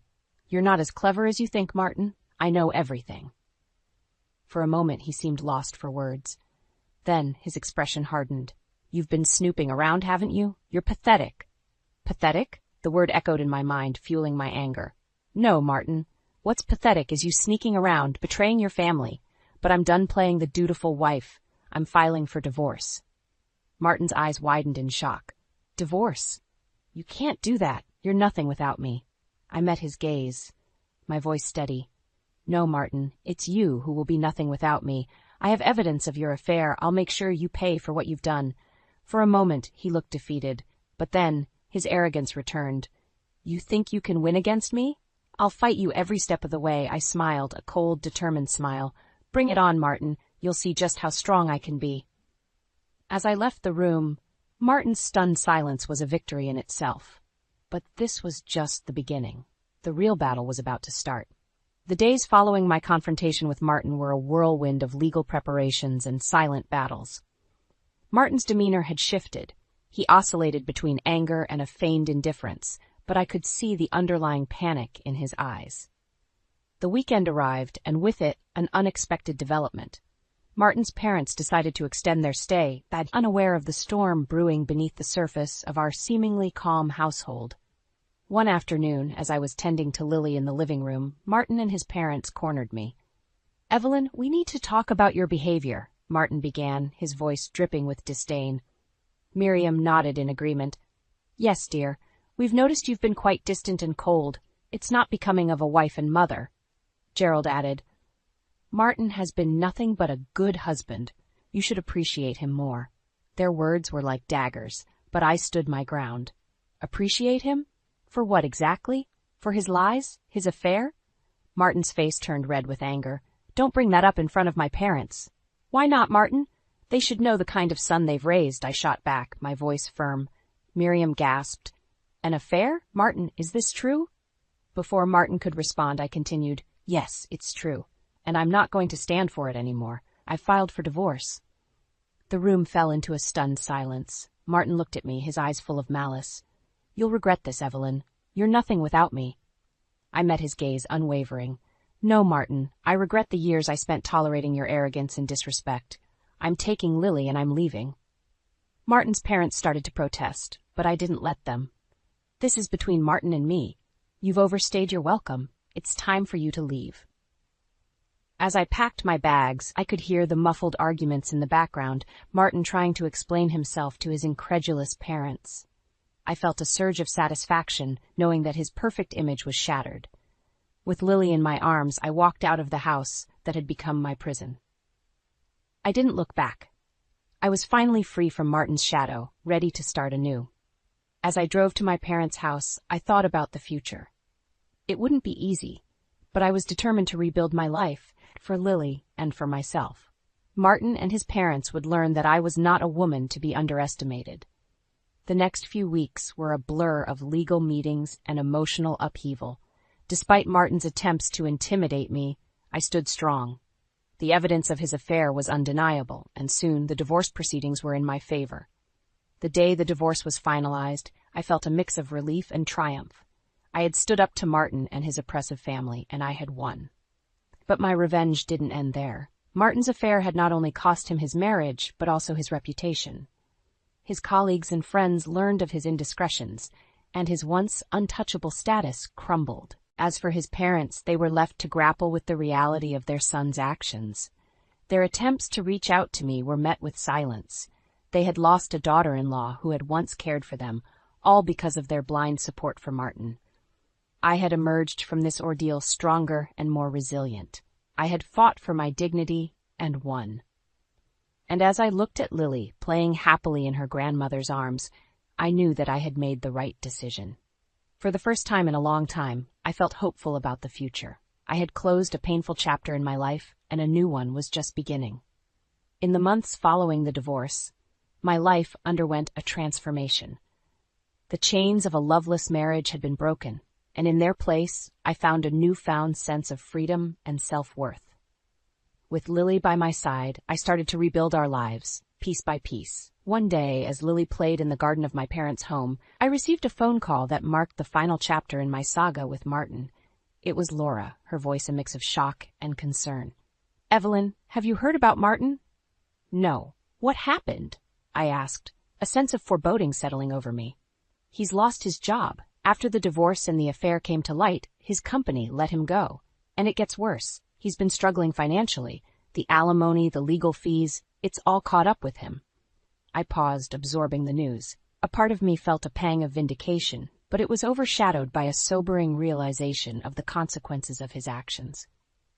"And his parents?" I found myself asking. "They're in a tough spot, too," Laura continued. "Without Martin's support, they've had to downsize. It seems they're finally understanding the repercussions of their behavior." I ended the call with a heavy heart. Despite everything Martin had put me through, I found no joy in his downfall. It was a stark reminder of how one's actions could have far-reaching consequences. In the weeks that followed, I focused on Lily and our new life. We spent our days surrounded by the love and support of my parents, who had welcomed us with open arms. One afternoon, as I watched Lily play, my mother sat beside me. "Evelyn, you've grown so much through all of this. You're strong, my dear, stronger than you ever realized." I smiled, squeezing her hand. "Thanks, Mom. It's been a hard road, but I've learned a lot about myself." "And Lily is thriving," she added, watching her granddaughter with a tender gaze. "She's happy, and that's what matters most." As the sun began to set, casting a warm glow over the garden, I reflected on the journey that had brought me here. The pain, the betrayal, the fight for my dignity, it had all led to this moment of peace and contentment. I knew there would be challenges ahead, and questions from Lily about her father as she grew older. I would face them head-on, with honesty and strength. For now, I was content in the knowledge that I had stood up for myself and my daughter, and we had emerged stronger for it. I looked at Lily, her laughter ringing through the air, and I felt a surge of hope. Our future was unwritten, a blank canvas ready to be filled with new memories and experiences. And for the first time in a long time, I looked forward to seeing what each new day would bring. I, Evelyn Turner, at 45, found myself standing at the edge of a precipice I never imagined. Richard, my husband of 15 years, stood before me, his eyes a mirror of disdain and frustration that had been brewing over the years. "You're nothing but a leech, Evelyn. If you're so unhappy, why don't you just leave?" His words, laced with venom, cut through the tense silence of our living room. I looked at him.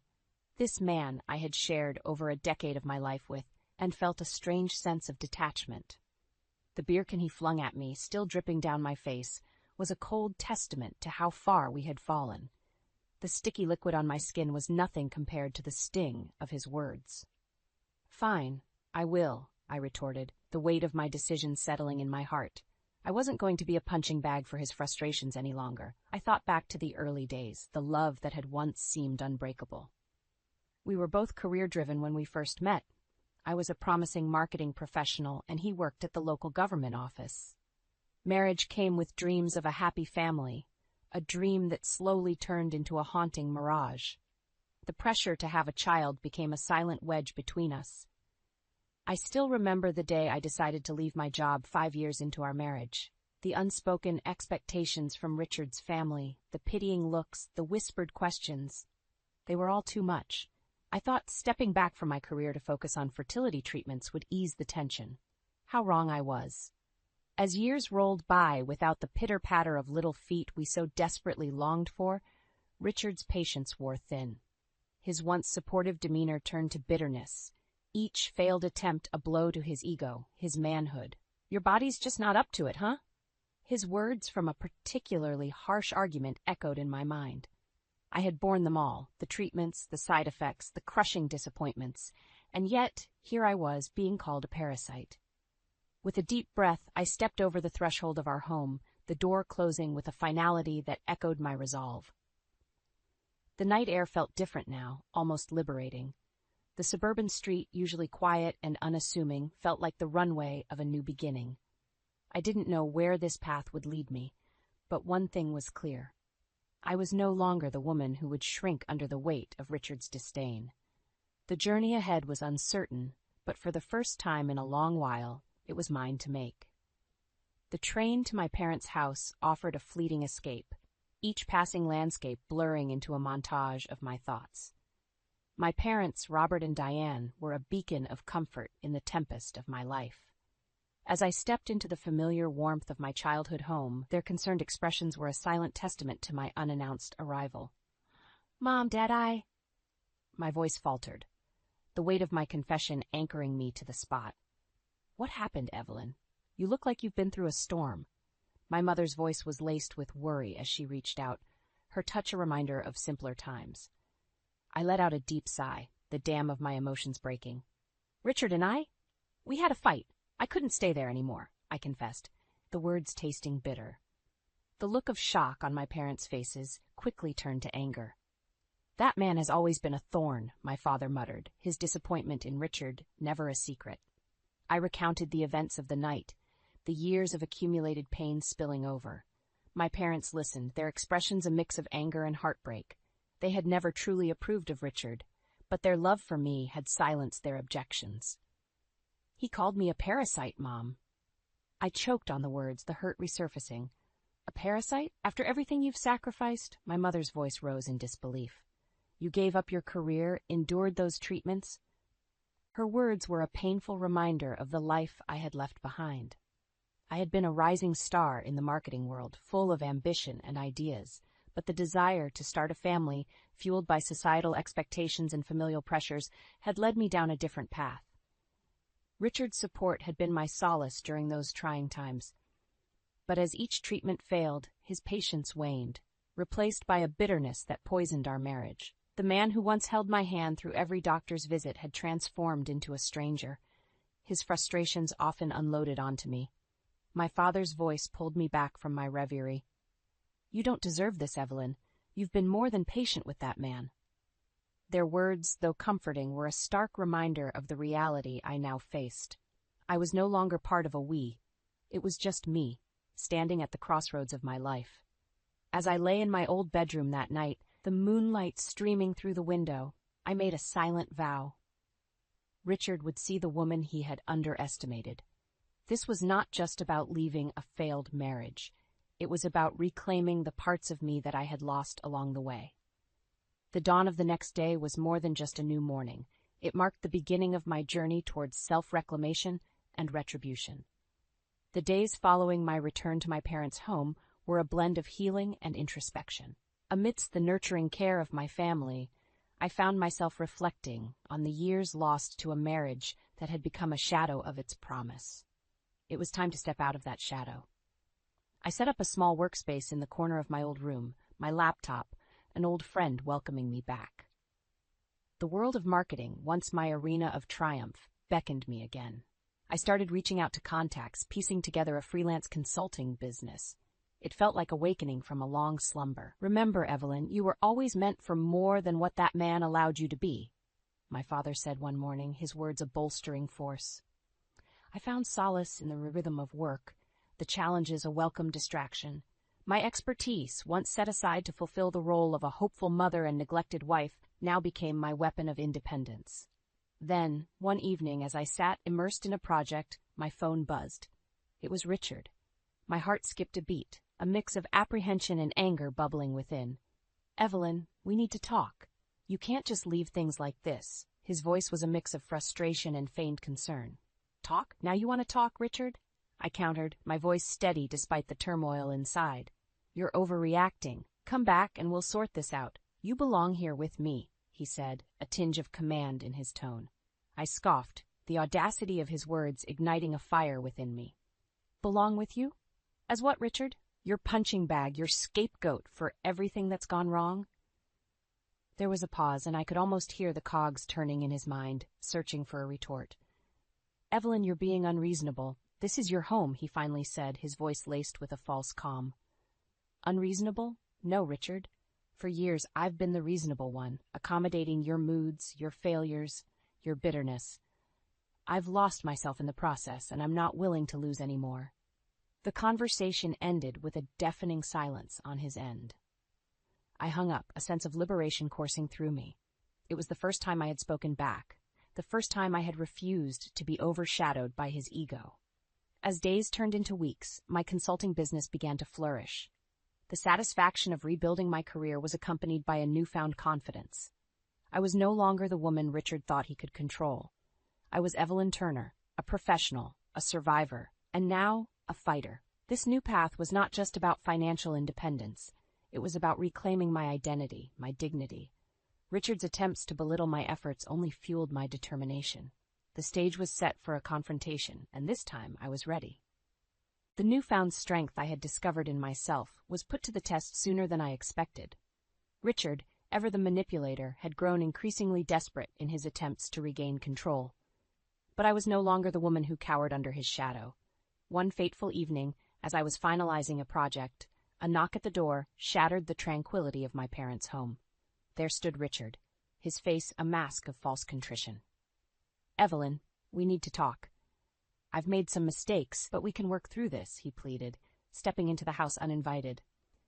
My father, standing behind me, bristled with anger. "You have some nerve showing up here after what you've done," he growled. Ignoring my father, Richard's gaze fixed on me. "Evelyn, don't let your family cloud your judgment. We're married. That means something." I felt a surge of defiance. "Married? That bond shattered the moment you threw that beer can at me, Richard. What do you want?"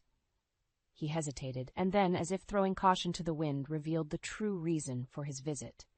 "I'm in trouble, Evelyn. The gambling, it's gotten out of hand. I owe a lot of money." The revelation hit me like a wave. His gambling was not just a vice. It was an addiction that had now spiraled into a crisis. "And you think I should bail you out?" I asked, incredulity lacing my words. Richard's face contorted into a sneer. "Who else do I have, Evelyn? You owe me. I supported you through all those treatments, remember?" The audacity of his words was like a slap in the face. You think I owe you? For what? For years of neglect? For emotional abuse? For calling me a parasite? The room was thick with tension, my parents standing in silent support behind me. Richard, realizing his usual tactics were failing, shifted his approach. Evelyn, think about it. If I go down, you go down with me.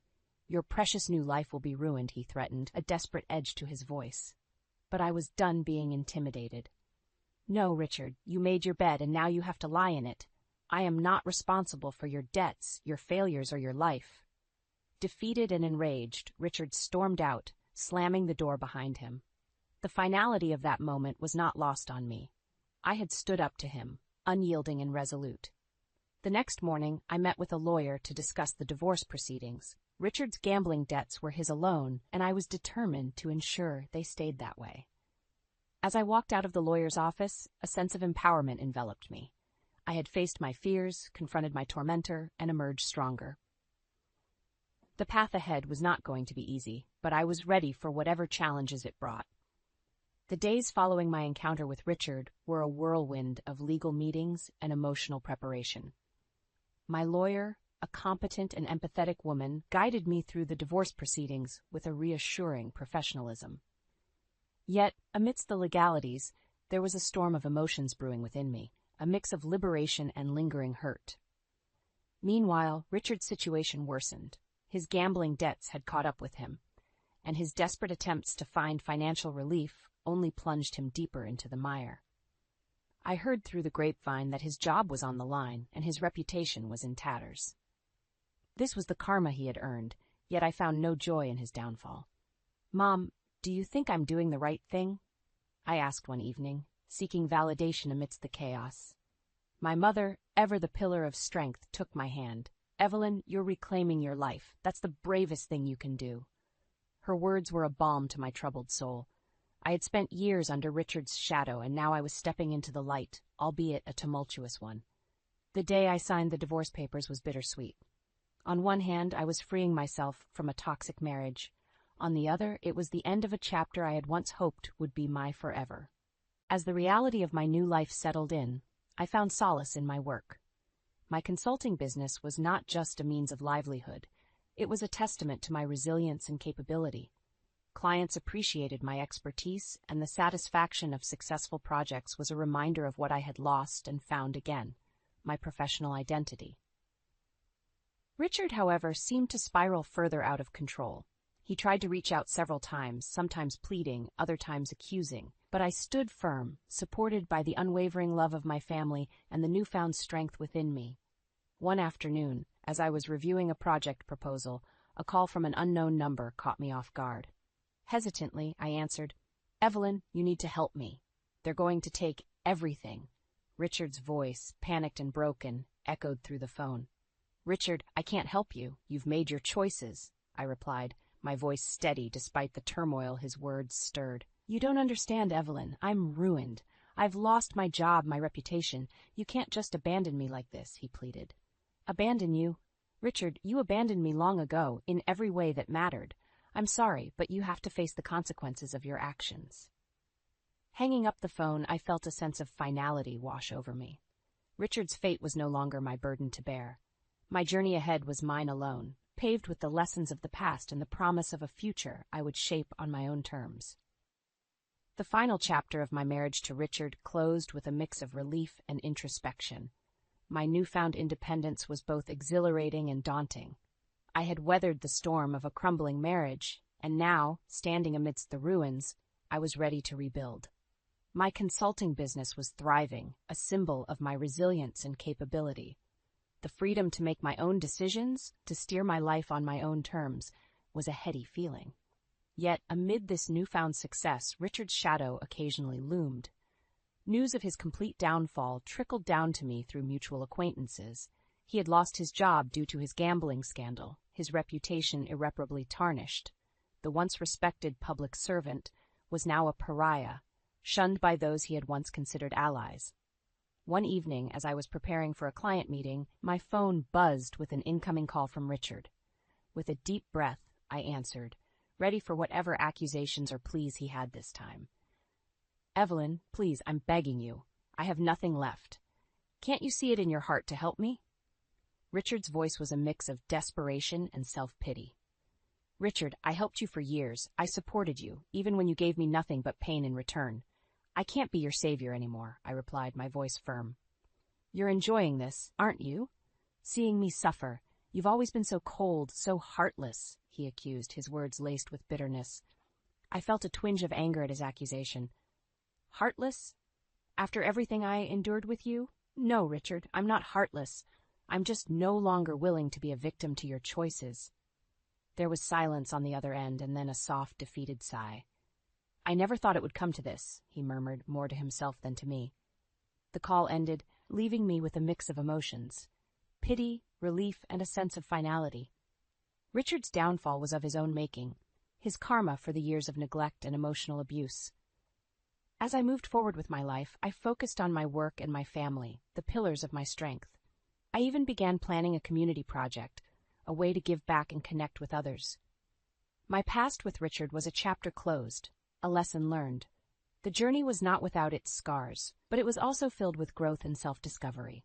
I had emerged from the shadows of betrayal, stronger and more determined.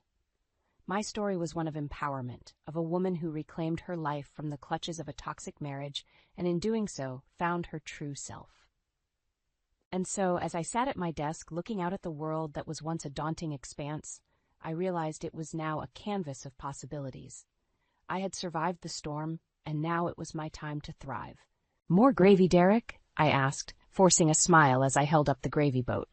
My husband of 2 years gave me a withering look. This turkey is so dry I'd need to drown it to make it edible, he grumbled.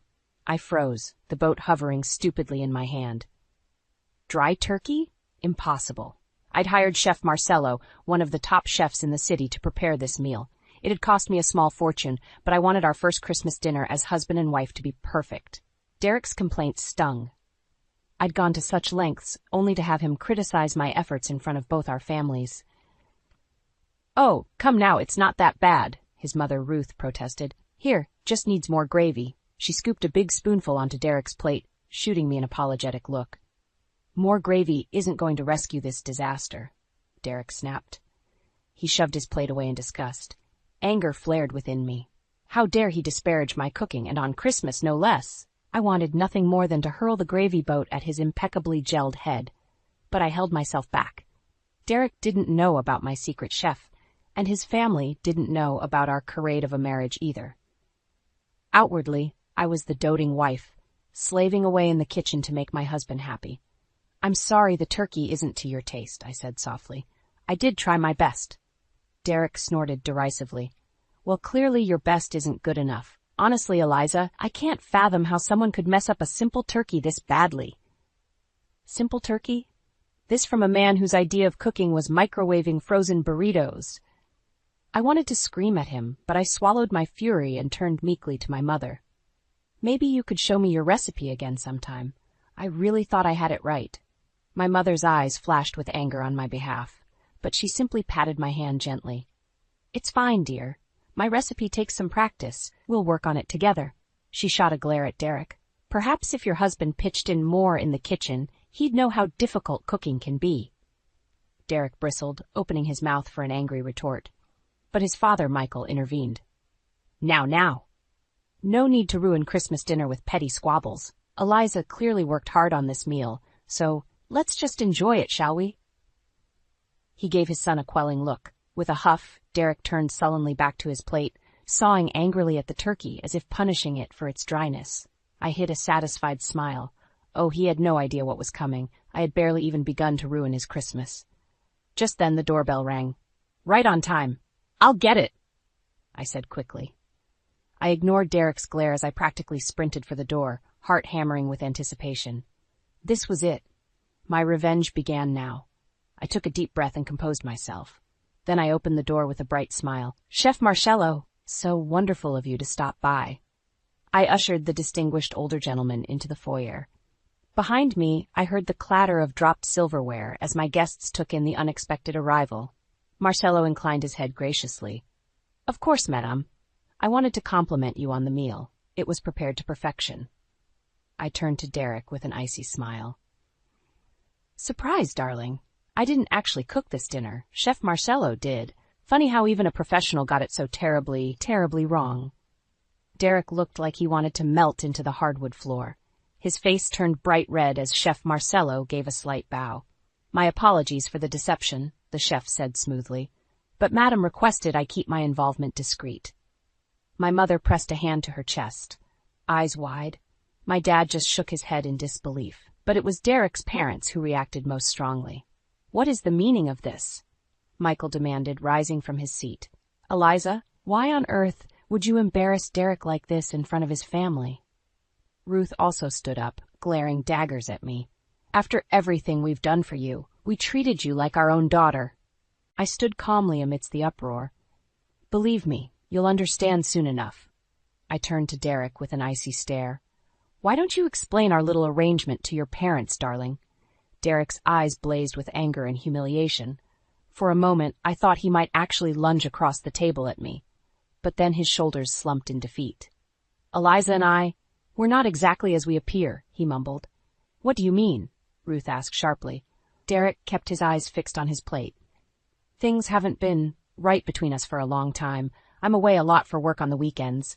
I just needed companionship. Michael's face turned thunderous. Companionship? So you've been cheating on your wife? With who? I gave a cold, hollow laugh. Oh, he'll cheat on any young, gullible thing eager for a wealthy man's attention.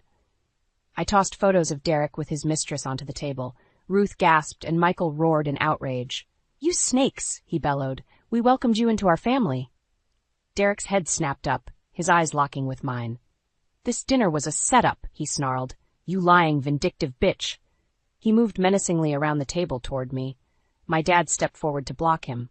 Watch yourself, boy, he growled. Derek ignored him. I know what this is really about. You're pissed I made you quit your job. You want to leech away my money. I met his furious gaze unflinchingly. You didn't make me do anything. I chose to leave my job because I loved you and trusted you, but clearly that trust was misplaced. Ruth wrung her hands. Eliza, I don't understand. You two seemed so happy at the wedding. I smiled bitterly. That's because Derek could be incredibly charming when he wanted something, and at first I was too blinded by love to notice I was just a prize to him. Michael jabbed an accusing finger at his son. You conned us all. Eliza was right to expose your lies. He and Ruth hurried out, leaving Derek alone to face the consequences of his betrayal. My anger drained away, replaced by weariness. The wedding was a dream, I told Ruth quietly. But dreams don't last, and betrayals are hard to forgive. I turned my back on my infuriated husband. The man I had once loved so completely was a mere stranger to me now. And strangers could inflict deep wounds. The weeks after the Christmas fiasco were lonely ones. Derek buried himself in work, using it as an excuse to avoid me. Not that I minded. The charming, attentive man I had married was gone, replaced by a cold stranger, but the empty house wore on me. With too much time alone, my mind turned to darker thoughts, like why a successful man like Derek would even want a housewife. He used to brag about my marketing career, so why insist I quit after the wedding? I began to suspect he wanted me home, not just to cook and clean, but to keep me from prying eyes. Weekends were the worst, with Derek gone from morning till night. He claimed it was for business trips, but my trust in him had cratered. One Friday morning, I woke feeling particularly low. I shuffled to the kitchen in my bathrobe, sighing at the sink full of Derek's dishes from the night before. As I washed up, I spotted his cell phone charging on the counter. He must have forgotten it. A jolt of adrenaline shot through me. Here was my chance to find out what Derek was really up to. My hands shook as I scrolled through his texts. Most were mundane work messages, until I found a thread with a woman named Amber. My chest clenched as I read their suggestive messages planning a weekend rendezvous. So this was why Derek insisted I stay home. Not to cook and clean, but so he could sneak off with his mistress. I wanted to hurl his phone across the room, but I restrained myself. The texts provided concrete proof of Derek's affair, proof I would need for the next phase of my plan. I forwarded the messages to myself before replacing the phone. Derek would pay for making a fool of me, for parading me around as his doting wife while he snuck off to lavish affection on another woman. My mom was reluctant when I asked her to secretly move in for a while under the guise of being our new housekeeper. but she agreed after I confessed my plan to expose Derek's affair. "Just be careful, Eliza," she urged. "Revenge can be satisfying, but also dangerous." "Don't worry, Mom. I know what I'm doing." And I did. With her help, I gathered more evidence of the affair. Credit card receipts from romantic dinners and hotel stays. Photos of Derek and Amber locked in intimate embraces. I hid it all away, waiting for the right moment. Planning my revenge was thrilling, but strange. The man I was trying to destroy had been my whole world mere months ago, but that man had never really existed. So I hardened my heart and focused on vengeance. Derek didn't realize what was coming. He underestimated me from the start, the doting wife too blinded by love and trust to doubt him. But I was not that woman anymore. And at Christmas dinner, my deception would eclipse his. My exposure of Derek's affair would stun our families. But more importantly, it would free me from the prison of this toxic marriage. I touched the photo of Amber tucked away in my dresser. "You stole my happiness," I whispered to the image of her pretty, smiling face. "Now I'm taking back what's mine." Derek would learn you can't treat people like pawns without consequences. I had all I needed to bring his house of lies crashing down. Now all that remained was timing. I just had to bid my time through this charade of a marriage a little longer. Soon Derek would regret the day he ever betrayed me. "More wine, ma'am?" I smiled at my mother as she refilled my glass in the guise of our housekeeper, Anna. "Thank you, Anna." It was a Friday night, and Derek would not be home. My mother and I were enjoying the opportunity to openly discuss our plans for the impending holiday dinner. "So I'll confront him first, and then you come in as the chef?" I confirmed. Mom nodded. "It's less predictable that way. Derek won't know what hit him." I smiled victoriously. "Exactly. He's gotten away with this for too long. It's time for a dose of karma." I retrieved the manila envelope I had hidden away and started reviewing its contents. Hard evidence of Derek's betrayal, credit card receipts from restaurants and jewelry stores for his mistress, Amber, hotel charges for weekend stays, incriminating photos, and the pièce de résistance, printouts of Derek's suggestive text conversations with Amber. Mom peered over my shoulder and whistled. "Wow, you've really done your homework here. Derek won't have a leg to stand on." I felt a surge of pride. Gathering this evidence had required meticulous planning and patience, but soon it would all pay off. I figured we need overwhelming proof, even if his family are reluctant to believe it at first, I explained. Seeing their precious son for who he really is won't be easy for them. Mom shook her head, her expression a mix of sadness and anger. "I still can't believe Derek would do this. He seemed like such a nice young man." I sighed, thinking back to those idyllic early days with Derek, how charming and attentive he'd been. I think that was just an act. The real Derek, the one who insisted I quit my job and stay home, is controlling and dishonest. An act to hide his true nature. I had fallen for it completely, but not anymore. "Well, after Christmas he won't be deceiving anyone else," Mom said firmly. We clinked glasses in anticipation of Derek's comeuppance. I savored the prospect of finally making him pay. "Oh, and I have one more surprise in store," I said with a wink. "I invited Amber to the dinner. She thinks she'll be meeting Derek's parents. Won't she be shocked to see me instead?" Mom gasped delightedly. "Eliza, that's absolutely diabolical. I love it." I grinned, feeling energized and empowered. For too long I had played the role of dutiful, naive wife. No more. Derek didn't realize it yet, but everything was about to change. "Don't worry, I was careful about how I contacted her," I assured Mom. "Derek won't suspect a thing." Soon I would take back my independence, exposing Derek's web of lies to our families in the process. He had hurt me deeply, but he had also awakened a vindictive side I didn't know I possessed. After Christmas, Derek's picture-perfect life would be shattered, and I would finally be free. Christmas morning dawned crisp and clear. I should have been full of warm cheer for the holiday. Instead, my heart hammered with anticipation for the dinner ahead. In the kitchen, Mom and I prepared the meal, ensuring everything was perfect. Well, perfect except for Derek's dry turkey. We giggled conspiratorially as we deliberately ruined it. "This will really send him into a rage when he thinks you made it," Mom said gleefully. She sobered quickly, though. "You're sure you want to go through with this, Eliza?" I nodded firmly, ignoring my nervous flutterings. I'm sure. Exposing Derek is the only way I'll be free of him. Mom squeezed my shoulder. Okay, just remember, we're in this together. Together. Unlike my sham of a marriage built on Derek's lies, anger stirred in my gut, overcoming any last reservations. I was ready. I paid meticulous attention to my appearance before the guests arrived, styling my hair just so and applying flawless makeup. I needed to look composed and confident, not like a scorned wife. Derek arrived first, kissing my cheek perfunctorily. House looks nice, he said with a glance around. Well, make sure dinner doesn't ruin it. I forced a smile. I hope it exceeds your expectations. Oh, it would exceed them all, right, but not in the way Derek anticipated. My nerves threatened to resurface as the families gathered, but I kept my poise. Only Mom knew the tempest brewing inside me. At last, we were all seated around the table laden with food.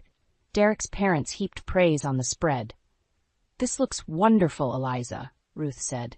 You've outdone yourself. Outdone herself indeed. I nearly laughed out loud. Ruth had no idea a professional chef prepared this meal, but she would soon enough. Let's dig in, Derek said, carving into the turkey. He lifted a bite to his mouth, chewing slowly. I held my breath. His face darkened. It's so dry I can barely swallow, he spat, throwing down his fork angrily. Did you even cook this thing fully, Eliza? And there it was, my cue. I made a show of looking hurt at first. Then I stood slowly, fire in my veins. Actually, Derek, I didn't cook this at all. Chef Marcello handled the whole meal. I stepped aside with a theatrical sweep of my arm as Mom entered, right on time in her chef's uniform. A collective gasp rang out around the table. Derek froze, eyes wide with shock and rage. I smiled coldly. Surprise, darling. It seems even the best chef in town couldn't satisfy your palate. Derek leapt to his feet. How dare you embarrass me like this? He jabbed a finger at me. This little stunt just proves you're nothing but a petty, vindictive bitch. I didn't flinch. Sticks and stones, Derek. Now sit down. We're just getting started. The room crackled with tension. Derek's parents looked bewildered and alarmed. My father sat ramrod straight, ready to intervene if needed. This was it. My moment had arrived. Derek glared at me, fists clenched. The rest of the family looked on warily. I smiled coldly. What's wrong, darling? You seem nervous. Enough games, Eliza, Derek growled. Explain yourself right now. I shrugged. It's quite simple. You've been lying to everyone about our marriage while carrying on an affair behind my back. Gasps erupted around the table. Derek's mother grasped his arm. Derek, is this true? He yanked away angrily. Of course it's not true. Eliza is clearly having some kind of mental breakdown. He turned on me, seething. I don't know what's gotten into you, but you're going to regret this little stunt. I laughed derisively. Oh, am I? That's interesting, considering I haven't even gotten to the best part yet. I slapped the manila envelope down onto the table. Derek eyed it warily. What's that? Michael asked in a hard voice.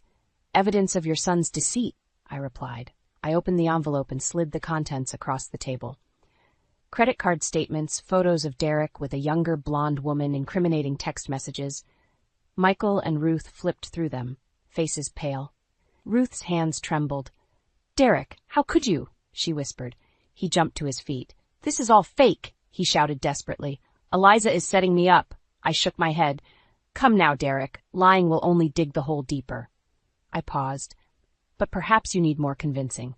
Right on cue, the doorbell rang. Derek looked at me sharply. Who the hell is that? I moved calmly to answer the door. When I returned, I was accompanied by a petite young blonde woman, Amber. Hello, Sullivan family, she said brightly, oblivious to the tension. Sorry I'm late. Derek's face drained of color. I smiled serenely. You must be Amber, so glad you could join us. Although you seem to be confused, this is my family, not Derek's. Comprehension dawned on her face.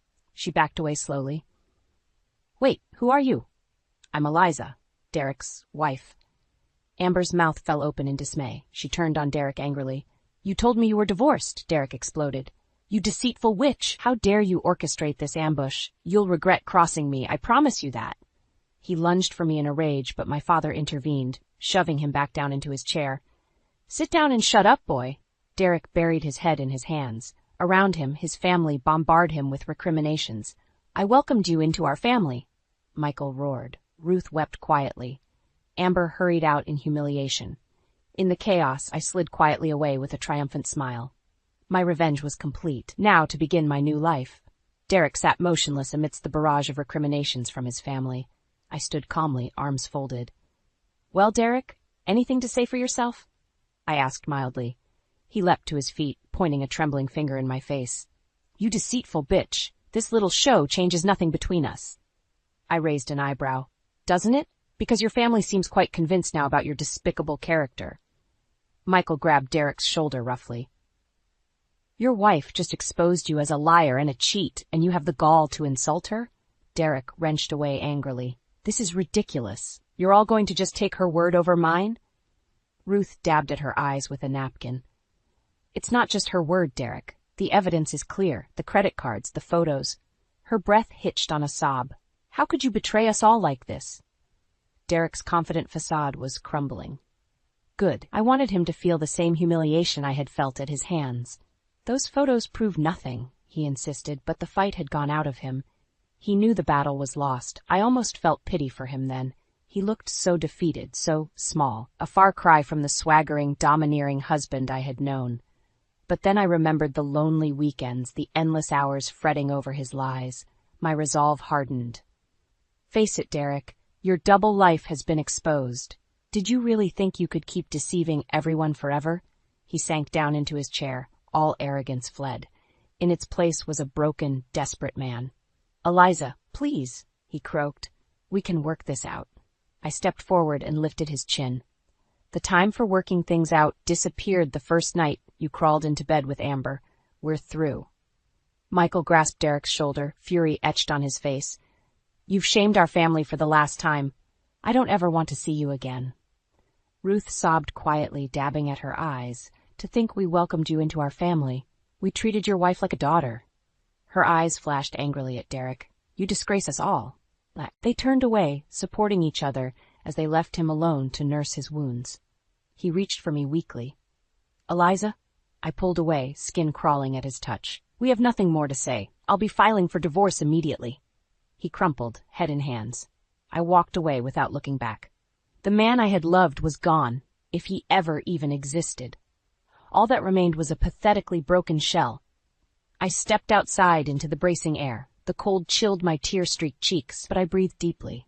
I was finally free. In the icy air outside, I gulped lungfuls of breath, exhilarated by my victory. Inside, Derek remained trapped in the wreckage of his ruined life. I had gambled everything on this confrontation, unsure if I could really topple the pillar of lies supporting my marriage. But Derek's web of deceit lay in tatters. The revealing of his double life was my emancipation.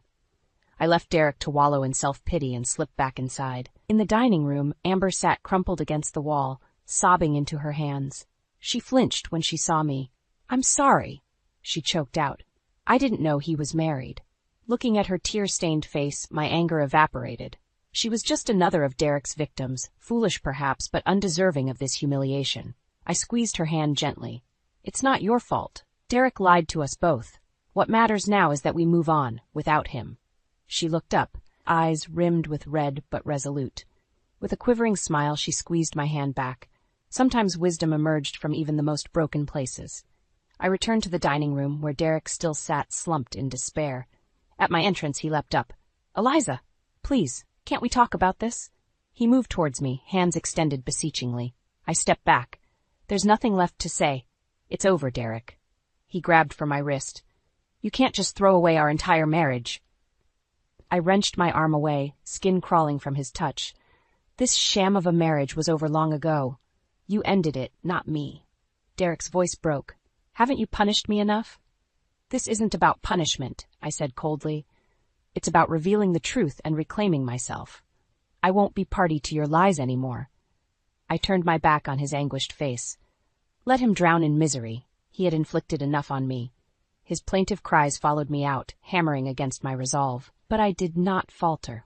The time had come to close this wound for good. In the hallway, I embraced my parents. "It's over," I whispered. "I'm finally free." Dad's eyes glistened with tears as he hugged me close. "I'm so proud of you, Eliza. You're the strongest woman I know." I turned to Mom. "Thank you for everything. I couldn't have done this without you." She squeezed my hands, her eyes shining. "That's what family is for. Now go and start your new life." I stepped outside, turning my face up to the winter sun. Its radiance warmed my reborn spirit.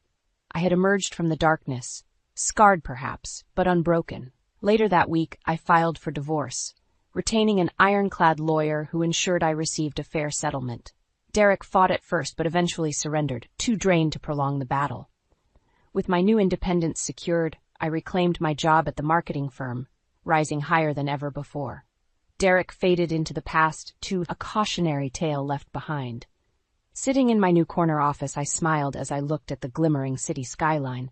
The future stretched before me, full of possibility. I had taken back my life, and this time I was building it on my own terms. I'm Anna Richardson, 28 years old, and up until recently, my life was a fairy tale. Or so I thought. The memory of my wedding day is still vivid in my mind. My family, although supportive, had reservations. Their biggest concern? Gregory Hartman, my husband, had been divorced once before, and his first marriage had barely lasted a year. Irreconcilable differences, they said. But I was in love, and love, I believed, could conquer all. My father's eyes were moist when he gave me away. "Be happy, Anna," he whispered, his voice laced with unspoken worries. "Gregory, she's in your hands now." Gregory had smiled, his confidence unwavering. "I won't let you down, sir," he had promised. But promises are like glass, easily shattered. This morning, like every morning since our wedding, I woke up to find Gregory's side of the bed cold and empty. I used to wake up earlier to prepare breakfast and see him off to work with a kiss. Now the kisses had stopped, and so had the warm goodbyes. "Gregory, breakfast is ready," I called out, forcing cheerfulness into my voice.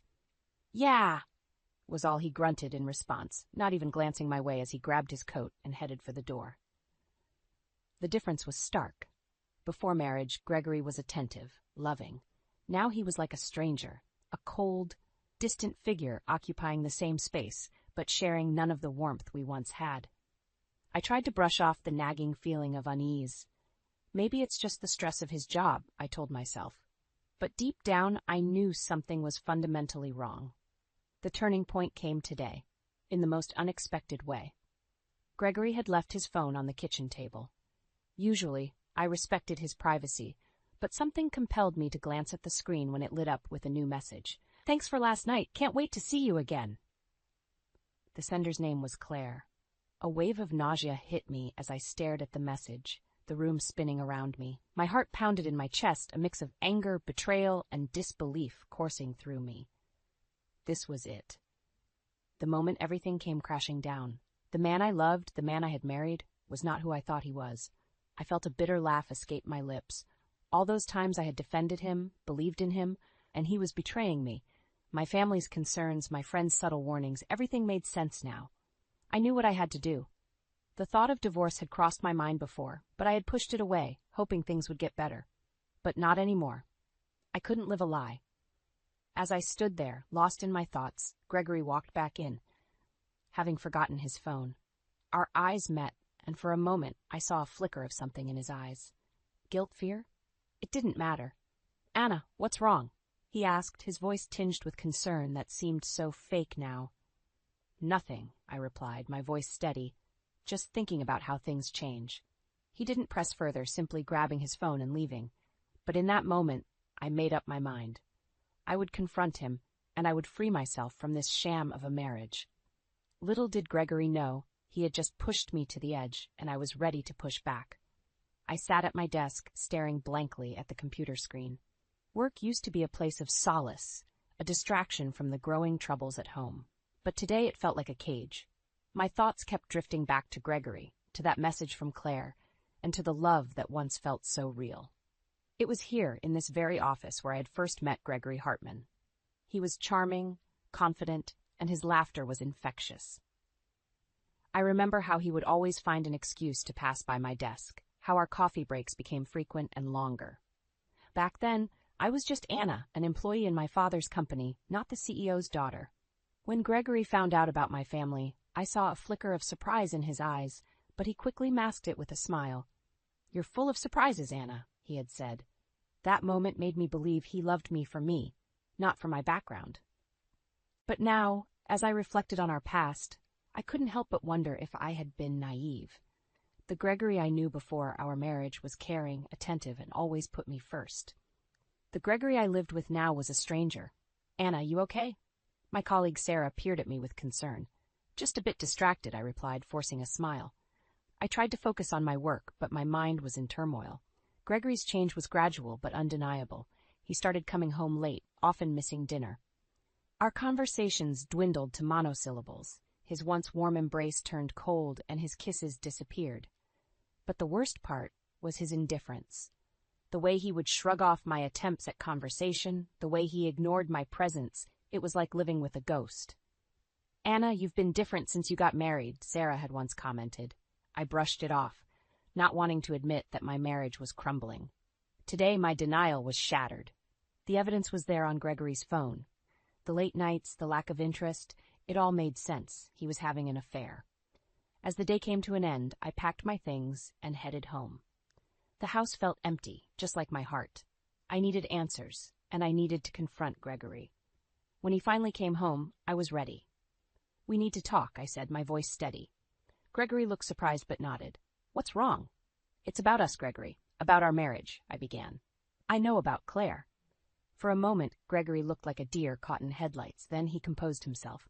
Anna, I can explain, he started, but I raised my hand to stop him. I don't want your excuses, Gregory. I want the truth.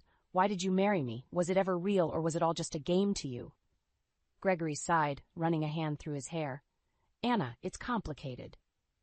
No, it's simple. You lied, you cheated, I countered, the hurt evident in my voice. We talked, or rather, I talked and Gregory listened. He tried to explain, to justify his actions, but his words fell on deaf ears. The trust was broken, and with it, our marriage. That night, I made a decision. I would file for divorce. I couldn't stay in a loveless, deceitful marriage. I deserved better, and I was determined to get it. As I lay in bed alone in the darkness, I realized this was just the beginning.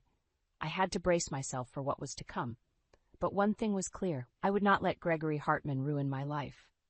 The morning light crept through the curtains, casting a warm glow across the room.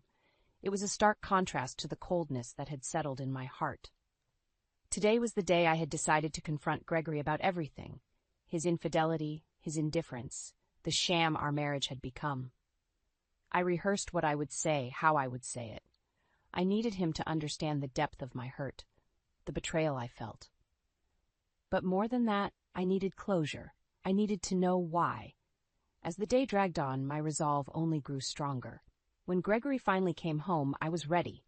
I had prepared dinner, not as an act of reconciliation, but as a setting for our final conversation as husband and wife. Gregory, we need to talk, I said firmly as we sat down. He looked up, a flicker of annoyance crossing his face. What now, Anna? It's about us. About our marriage, I started, trying to keep my voice steady. I know about your affair with Claire. I saw the messages. For a moment, Gregory was silent. Then he let out a heavy sigh. Anna, it's not what you think. Then what is it, Gregory? Enlighten me, because from where I'm standing, it looks like you've been lying to me since the day we got married. Gregory shifted uncomfortably. It's complicated. You wouldn't understand. Try me, I challenged, my voice rising slightly. Gregory looked at me, his expression hardening. Fine. You want the truth? I was bored, Anna. Our marriage became a routine, and I needed something more. I felt as if I had been slapped. So you decided to have an affair because you were bored?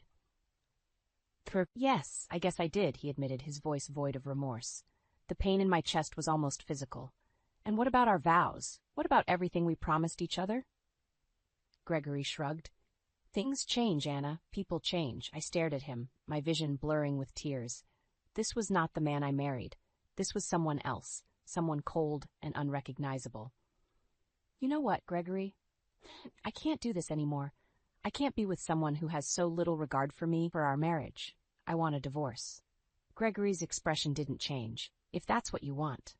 It was said with such indifference it stung more than any argument could. I had hoped for some sign of the man I once loved, some indication that he cared. But there was nothing.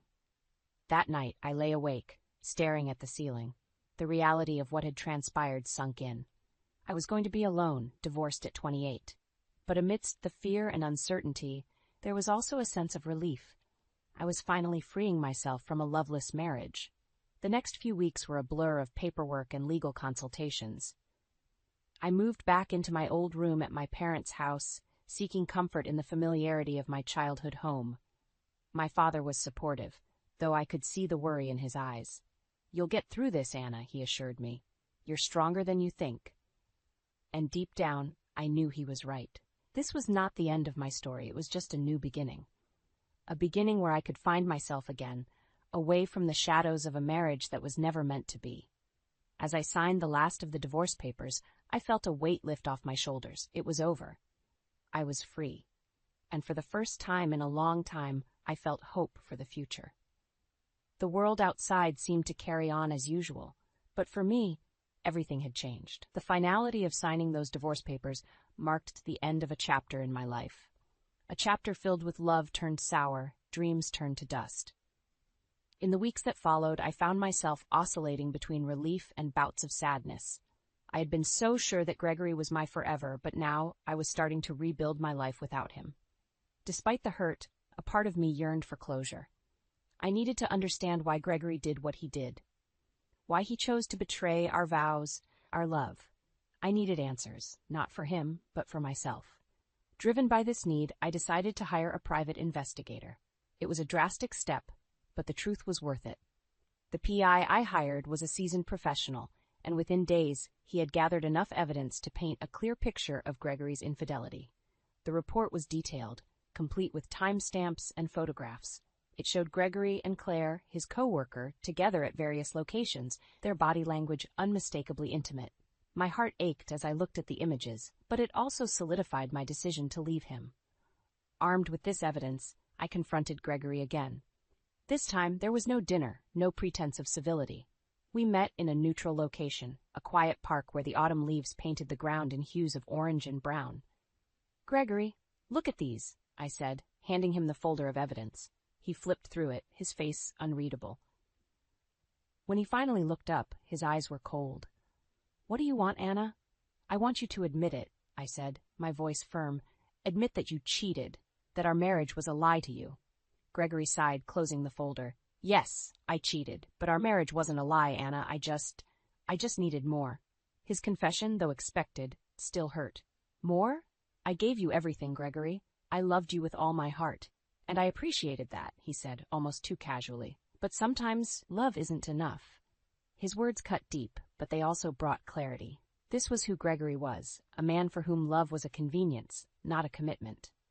"I hope one day you realize what you've lost," I said, standing up. "Goodbye, Gregory." As I walked away, I felt a strange mix of sorrow and liberation. I had loved Gregory with all I had, but now I was ready to let go. The path ahead was uncertain, but it was mine to shape.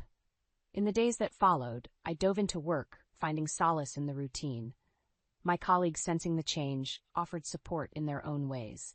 It was comforting to know I wasn't alone. One evening, as I was leaving the office, my phone rang. It was the private investigator.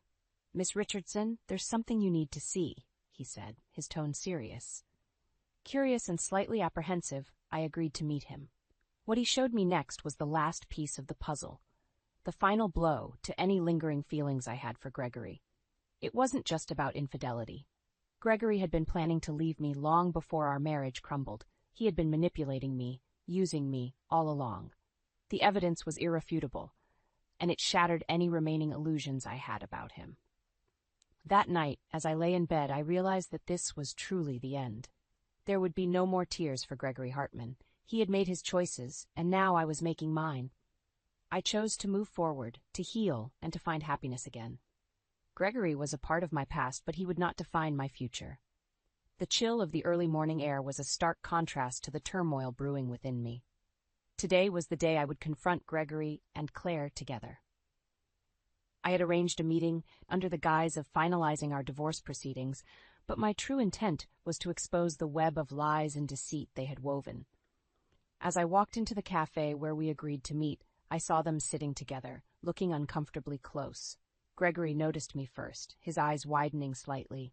Claire, younger and seemingly oblivious to the gravity of the situation, gave me a disdainful look. "Thank you for coming," I began, my voice steady despite the storm inside. "I think it's important we all understand the situation clearly." Gregory cleared his throat. "Anna, I've already agreed to the divorce terms. There's no need for further discussion. I smiled, a bitter, humorless smile. It's not about the divorce, Gregory. It's about the truth. I turned to Claire. Did he tell you that he was planning to leave me from the start? That our marriage was just a convenience for him? Claire's eyes flickered with uncertainty. What are you talking about? We're in love. In love? I laughed, the sound harsh even to my own ears. Is that what he told you? Because that's what he told me too. Gregory's face was a mask of frustration. Anna, this isn't necessary. Oh, but it is, I countered. You see, I've learned a lot these past few weeks, about both of you. I laid out the evidence the private investigator had gathered, photos, messages, all painting a clear picture of their affair. But more than that, the evidence showed how calculated Gregory had been, how he had used me, used his position at my father's company to further his own agenda. Claire's face paled as she looked through the evidence.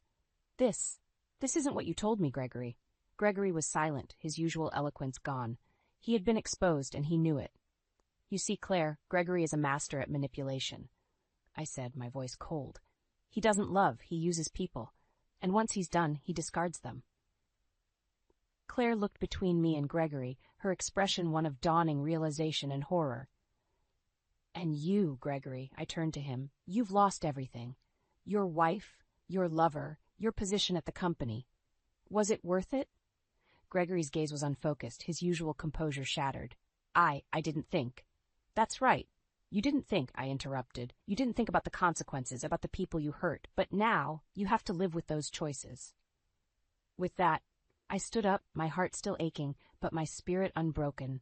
Goodbye, Gregory. I hope one day you understand the damage you've done. As I walked out of the cafe, the morning sun broke through the clouds, casting a warm, golden light on the world. It was a new day, a new beginning, and for the first time in a long time I felt a sense of peace. Gregory and Claire's voices faded behind me, their words inconsequential. I was moving on, leaving the past and its pain behind. The road ahead was uncertain, but I was ready to face it, ready to rebuild my life, one step at a time. In the days that followed the cafe confrontation, a sense of calm settled over me. It was as if facing Gregory and Claire, seeing their reactions to the truth, had lifted a heavy burden from my shoulders. My heartache didn't vanish, but it transformed, becoming a source of strength rather than a weakness. The legal proceedings for the divorce moved quickly, given the evidence of Gregory's infidelity. It was a straightforward case, and soon I was officially free from the man who had turned my life upside down.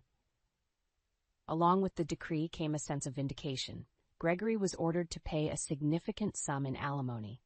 It wasn't about the money for me, it was about him facing the consequences of his actions.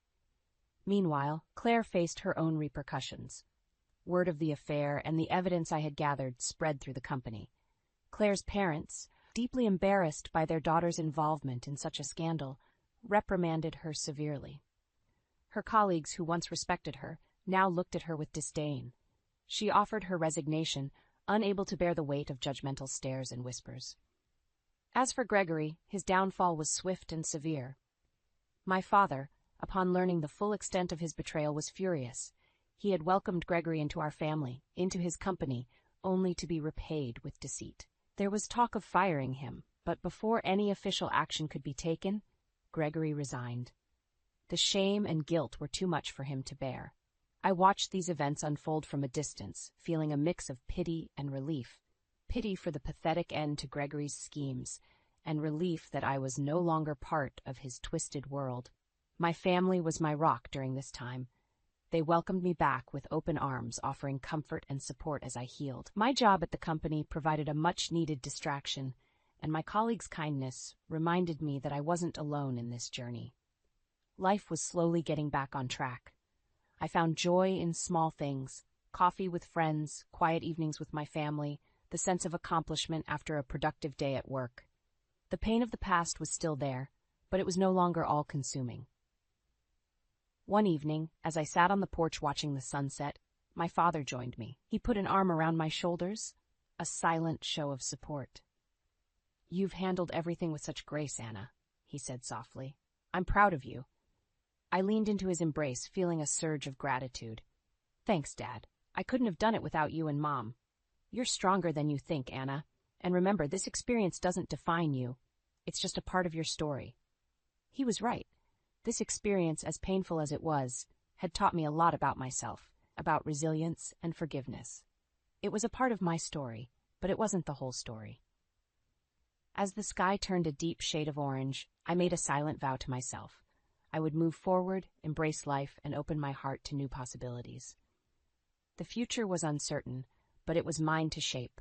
The days turned into weeks, and slowly the scars of my past began to heal.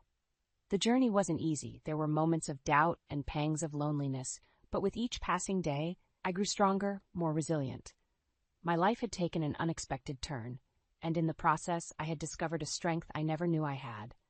The experience with Gregory, as painful as it was, taught me invaluable lessons about trust, love, and self-worth. I learned that love should never be taken for granted, nor should it be a one-sided sacrifice. I understood the importance of mutual respect and the courage it takes to walk away from a situation that no longer serves you. Most importantly, I realized that my happiness and well-being were in my own hands. As I moved forward, I found comfort in my work, joy in the company of friends and family, and peace in my own solitude. The world, once gray and bleak, was now full of color and possibilities. Occasionally, I would hear news about Gregory. He had moved to another city, a shadow of the man he once was. There was a part of me that felt sorry for him, but I knew that our paths were never meant to cross again. Claire, too, had moved on, finding a new job in a different company. I hoped that she, too, would learn from this experience and find a better path in life. One evening, while sipping tea in my favorite cafe, a thought struck me. This was where Gregory and I had our first date, where our story began. It felt like a lifetime ago, a chapter from a different book. Yet here I was, not broken or bitter, but wiser and more whole than I had ever been. As I looked out the window, watching people go about their lives, I realized that life was full of second chances. It was never too late to start anew, to write a new story. And maybe, just maybe, love would find me again. But this time, I would be ready.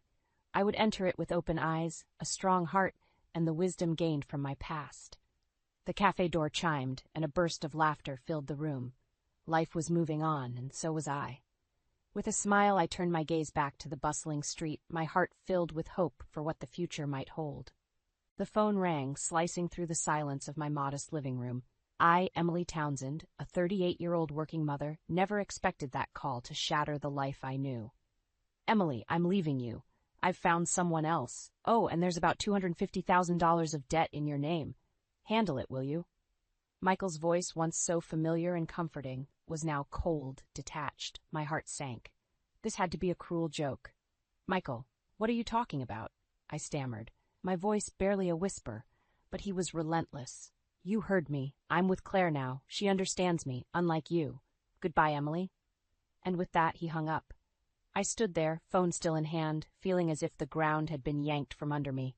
Tears welled up in my eyes, not just for the betrayal, but for the sheer impossibility of the debt he'd saddled me with. "Mom, are you okay?" Anna, my 10-year-old daughter, walked in, her small face etched with concern. I forced a smile, masking my turmoil. "Yes, sweetheart, I'm fine." But Anna wasn't fooled. She hugged me, a gesture offering more comfort than she knew. After Anna went to bed, I sat alone, the weight of my new reality suffocating me. How could Michael do this to us? We had a life, a family, and now I was alone, buried under a mountain of debt I had no knowledge of. I logged into our online banking, hoping Michael's call was just a terrible mistake. My heart sank further as I saw the near-empty account. Michael had drained everything, leaving only a trail of unpaid bills and maxed-out credit cards. I didn't sleep that night. Instead, I spent hours staring at the ceiling, grappling with the betrayal.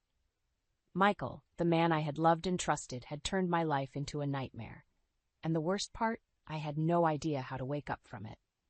Before the turmoil, there was a time when laughter filled our home. I met Michael at a charity event. He was charming, his smile infectious.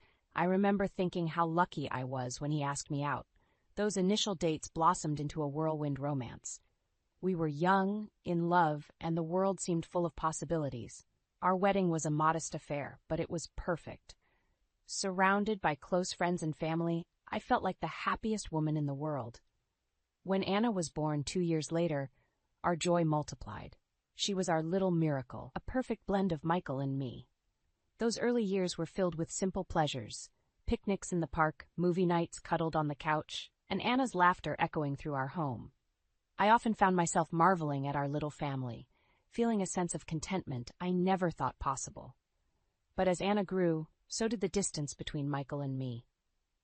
It started subtly, missed dinners, late nights at the office, and weekends consumed by urgent work calls.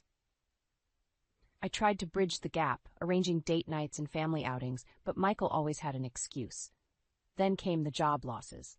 Michael's excuses grew thin as he hopped from one job to another. With each new position, his demeanor darkened. The loving man I married was slowly replaced by a stranger, one who snapped at the slightest provocation and withdrew into himself. I remember one evening trying to discuss his job situation. His response still echoes in my mind. "What do you know about pressure, Emily? You just sit at home taking care of Anna. You don't understand what it's like in the real world." His words stung. I had given up my career to support his, to be there for Anna. Didn't that count for something? As Michael's behavior became increasingly erratic, I returned to the workforce. It wasn't just for financial stability. It was to fill the growing void in my heart. I missed the connection we once had, the sense that we were a team. Looking back, those signs were there, warning me of the storm that was about to hit. I just chose to ignore them, clinging to the memory of the man I fell in love with, hoping he would return. The unraveling of our life began with whispers of doubt and ended in a cacophony of betrayal. As Michael's job instability grew, so did the tension in our home. His once sporadic late nights became the norm. Each time he stumbled in, reeking of alcohol, a part of my heart crumbled. One evening, as I was putting Anna to bed, she asked, "Mommy, why is Daddy always mad?" Her innocent question pierced me. "Daddy's just tired from work, sweetie," I answered, though I knew the truth was far more complicated. The final straw came when I discovered a series of receipts for expensive jewelry and hotel stays. Confronting Michael led to a ferocious argument, the first of many. "You're suffocating me, Emily," he yelled. "I need some space, some freedom." Freedom? Is that what you call spending our savings on whatever this is? I countered, holding up the receipts. He snatched them from my hand, his eyes blazing. "You wouldn't understand." "You're just a housewife. What do you know about living a life?"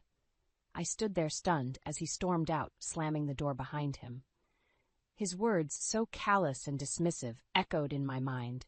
Was this really the man I married? Determined to protect Anna and myself, I made the decision to return to work.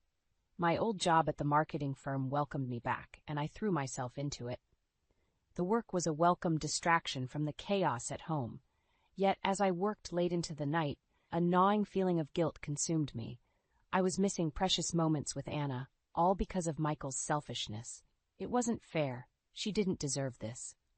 The nights grew lonelier. Michael's presence in the house became like a ghost, there, but not really. His indifference towards Anna, his once cherished daughter, hurt the most. He was slipping away from us, and I felt powerless to stop it.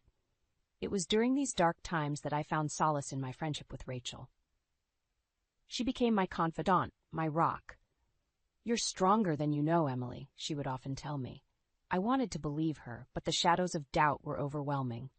As I lay in bed each night, listening to the silence of the house, I couldn't help but wonder where it all went wrong. When did the love and laughter turn into resentment and distance? The answers eluded me, much like the remnants of the happy life we once shared. Life, as I knew it, had become a juggling act.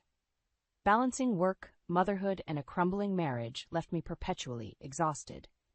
Each day was a struggle to maintain a semblance of normalcy for Anna, who remained my beacon of hope. One evening, after a particularly grueling day at work, I found Anna sitting at the kitchen table, her homework spread out in front of her. "Mom, can you help me with this?" she asked, pointing to a math problem. I sat down, the fatigue of the day weighing heavily on me. "Of course, honey," I replied, but my mind was elsewhere, tangled in a web of bills, work deadlines, and the latest argument with Michael. As we worked through the problem, my phone buzzed. It was Rachel. "Emily, are you okay? You sounded off at work today." I sighed, pinching the bridge of my nose. "I'm just tired, Rachel. Tired of everything." Anna looked up at me, her eyes filled with concern. "Mom, you're working too hard. Can't Daddy help?" Her question was like a dagger to my heart. How could I explain to her that her father, the man who should have been our pillar, had become our greatest burden? Michael's presence in the house had become almost non-existent. When he was home, his disdain was palpable. Our interactions were limited to brief, bitter exchanges, often culminating in him storming out to spend the night God knows where. The climax of our deteriorating relationship came one rainy night. Michael arrived home late, his clothes drenched, his eyes wild. "I lost my job," he blurted out, a mix of anger and desperation in his voice. I stood there, stunned. "What happened?" "They're a bunch of idiots. They don't appreciate me," he spat, his voice laced with venom. I tried to reason with him, to discuss our next steps, but he was beyond reach. "You wouldn't understand, Emily. You live in this little bubble, thinking everything is fine. Well, it's not." His words hung in the air, a testament to the vast chasm that had grown between us. I realized then that the man I married, the man I loved, was gone. In his place stood a stranger, fueled by bitterness and regret. The following weeks were a blur. I worked tirelessly, my thoughts consumed by financial worries and the well-being of Anna. The strain took its toll, and my health began to falter. But I couldn't stop. Too much depended on me. Then, one fateful day at work, the world spun, and darkness engulfed me. I woke up in a hospital bed, Rachel and Anna by my side. The doctor's words were a wake-up call. "You need to slow down, Emily. Your body can't handle this stress." But how could I slow down? How could I, when our world was falling apart? Lying in the sterile hospital bed, a myriad of tubes and monitors attached to me, I couldn't help but feel defeated. The doctor's diagnosis was clear: stress-induced exhaustion, compounded by the early stages of an ulcer. But the real shock came when they found a small malignant lump in my breast. "Mom, you're going to be okay, right?" Anna's voice trembled with fear. I squeezed her hand, mustering a smile. "Of course, honey. Mommy's a fighter, remember?" Rachel, ever the supportive friend, was there too, her face etched with worry. "Emily, you need to take care of yourself. You can't keep going like this." I knew she was right, but the thought of slowing down, of letting Michael's irresponsibility win, was unbearable. Yet the reality of my health situation was a wake-up call. I had to be there for Anna. As I lay in the hospital processing my diagnosis, my phone rang. It was Michael. His voice was as cold and distant as ever. "Heard you're in the hospital. Bad timing, Emily. I need you to deal with some things." His callousness took my breath away. "Michael, I have cancer," I said, the words heavy on my tongue. There was a pause, and for a moment I thought I heard a hint of concern in his voice. But then he said, "Well, that's your problem. I have my own issues to deal with." I ended the call, a mix of anger and disbelief churning inside me. How could the man I once loved be so heartless? The next few days were a whirlwind of tests and consultations. Amidst it all, Rachel and Anna were my pillars, their love and support unwavering. But as I lay there, a plan began to form in my mind. Michael had left us in shambles, but I wouldn't let him destroy us. It was time for him to face the consequences of his actions. With Rachel's help, I started digging into our finances. The more I uncovered, the angrier I became. Michael had not only amassed a huge debt in my name, but had also been siphoning money from Anna's college fund. The final straw came when I discovered he'd taken out a second mortgage on our house without my knowledge. The depth of his deceit knew no bounds. "Rachel, we need to do something," I said, a newfound determination in my voice. Rachel nodded, her eyes fierce. "Don't worry, Emily. We'll make him pay for this. He won't get away with it." As I lay there, recovering, I knew one thing for sure. Michael had underestimated me. He thought he could break me, leave me to pick up the pieces of his mess. But he was wrong. I was going to fight back. Not just for me, but for Anna. And I would start by making Michael accountable for every single betrayal. The day I left the hospital marked the beginning of a new chapter. I was weak, physically and emotionally, but my resolve was stronger than ever. Armed with the evidence of Michael's financial treachery, Rachel and I devised a plan to confront him and bring his deceit to light. Rachel had been doing some digging of her own. "Emily, you won't believe this. Michael's working at a tech startup now, and guess what? It's in the same building as my office." This was our chance. We decided to confront him there, in a public place where he couldn't avoid us. I wanted to see the look on his face when he realized he couldn't escape the consequences of his actions. The next day, with Anna safely at a friend's house, Rachel and I headed to Michael's workplace. My heart pounded as we entered the building. We found him in the lobby, chatting and laughing with a younger woman. The sight of him, so carefree, ignited a fire in me. "Michael," I called out, my voice steady despite the turmoil inside. He turned, his smile faltering as he saw me. The woman beside him, presumably Claire, looked on, puzzled. "What are you doing here, Emily?"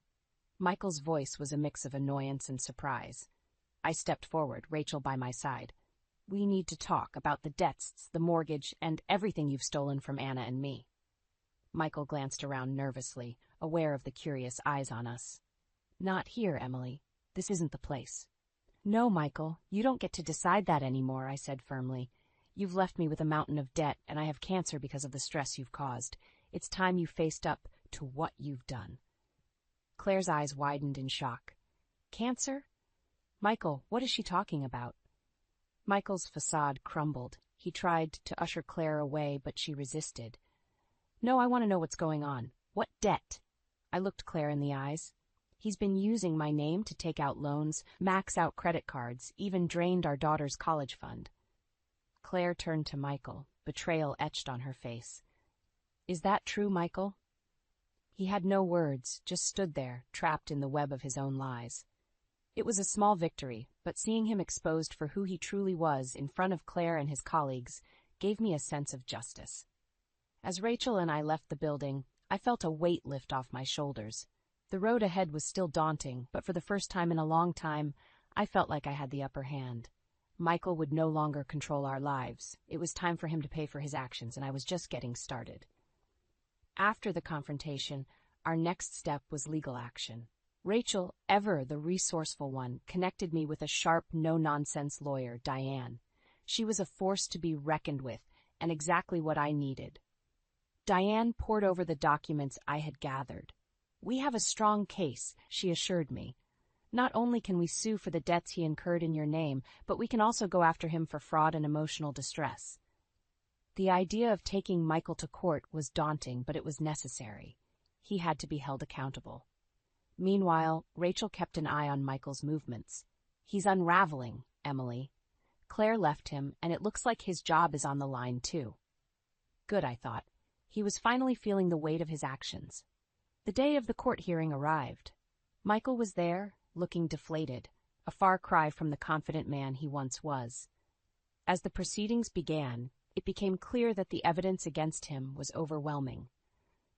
Michael's lawyer tried to paint him as a man who had simply made some financial missteps, but Diane tore through their arguments. She presented the evidence of his fraudulent activities, his draining of Anna's college fund, and the impact of his actions on my health. The judge was sympathetic to our case. "Mr. Townsend, your actions have caused significant harm to your family. It's clear you acted with deceit and selfishness." The courtroom was silent as the judge delivered the verdict. Michael was found liable for the debts and ordered to pay restitution. Additionally, he would face criminal charges for his fraudulent activities. As we left the courtroom, Michael tried to approach me. "Emily, I'm sorry." I looked at him, feeling a sense of closure. "Your apologies mean nothing now, Michael. You're going to face the consequences of what you've done." Walking out of that courtroom, I felt a sense of empowerment. It wasn't just about the legal victory. It was about standing up to the man who had tried to break me. I had fought back and won. The battle was over, but the war was not. There were still challenges ahead: my health, rebuilding my life, ensuring Anna's future. But I faced them with a newfound strength. Michael Townsend would no longer cast a shadow over our lives. It was time for Anna and me to step into the light. The aftermath of the trial marked the beginning of a new life for Anna and me. The victory in court was more than just a legal triumph. It was a reclaiming of our dignity and strength. Yet, the true battle lay in rebuilding our lives from the ruins Michael had left behind. I returned to work with a renewed focus, determined to provide a stable and loving home for Anna. She was flourishing in school, her resilience a constant source of pride for me. We had weathered the storm together, and our bond had only grown stronger. Rachel was a regular visitor, always bringing warmth and laughter into our home. "You know, Emily, "You're an inspiration," she said to me one evening as we sat in my living room, a sense of peace finally settling around us. I smiled, looking over at Anna, who was engrossed in a book. "I had a good teacher," I replied, my eyes meeting Rachel's. We had been through so much, but her friendship had been a guiding light through the darkest times. As for Michael, his downfall was swift. The loss of his job and reputation, coupled with the legal repercussions, had taken their toll. He tried to reach out a few times, perhaps seeking forgiveness or pity, but I had closed that chapter of my life. I was no longer the woman he had left in shambles. I was stronger, wiser, and free from his toxic presence. The journey wasn't easy. There were moments of doubt and fear, but each step forward was a testament to our resilience. Anna and I had not just survived. We had thrived. One evening, as I tucked Anna into bed, she looked up at me with those big, bright eyes. "Mom, we're going to be okay, right?" I nodded, brushing a strand of hair from her face. "Yes, sweetheart, we're going to be more than okay. We have each other, and that's all we need." As I turned off the light and left her room, I felt a sense of contentment. Our future was uncertain, but it was ours to shape. The scars of the past would always be there, but they no longer defined us. In the quiet of the night, I sat by the window, gazing at the stars. Life had thrown us into turmoil, but we had emerged stronger. We had faced our challenges head-on and reclaimed our lives. This was our new dawn, a time of healing and hope. And as I looked up at the night sky, I knew that no matter what lay ahead, Anna and I would face it together, with courage, love, and an unbreakable spirit.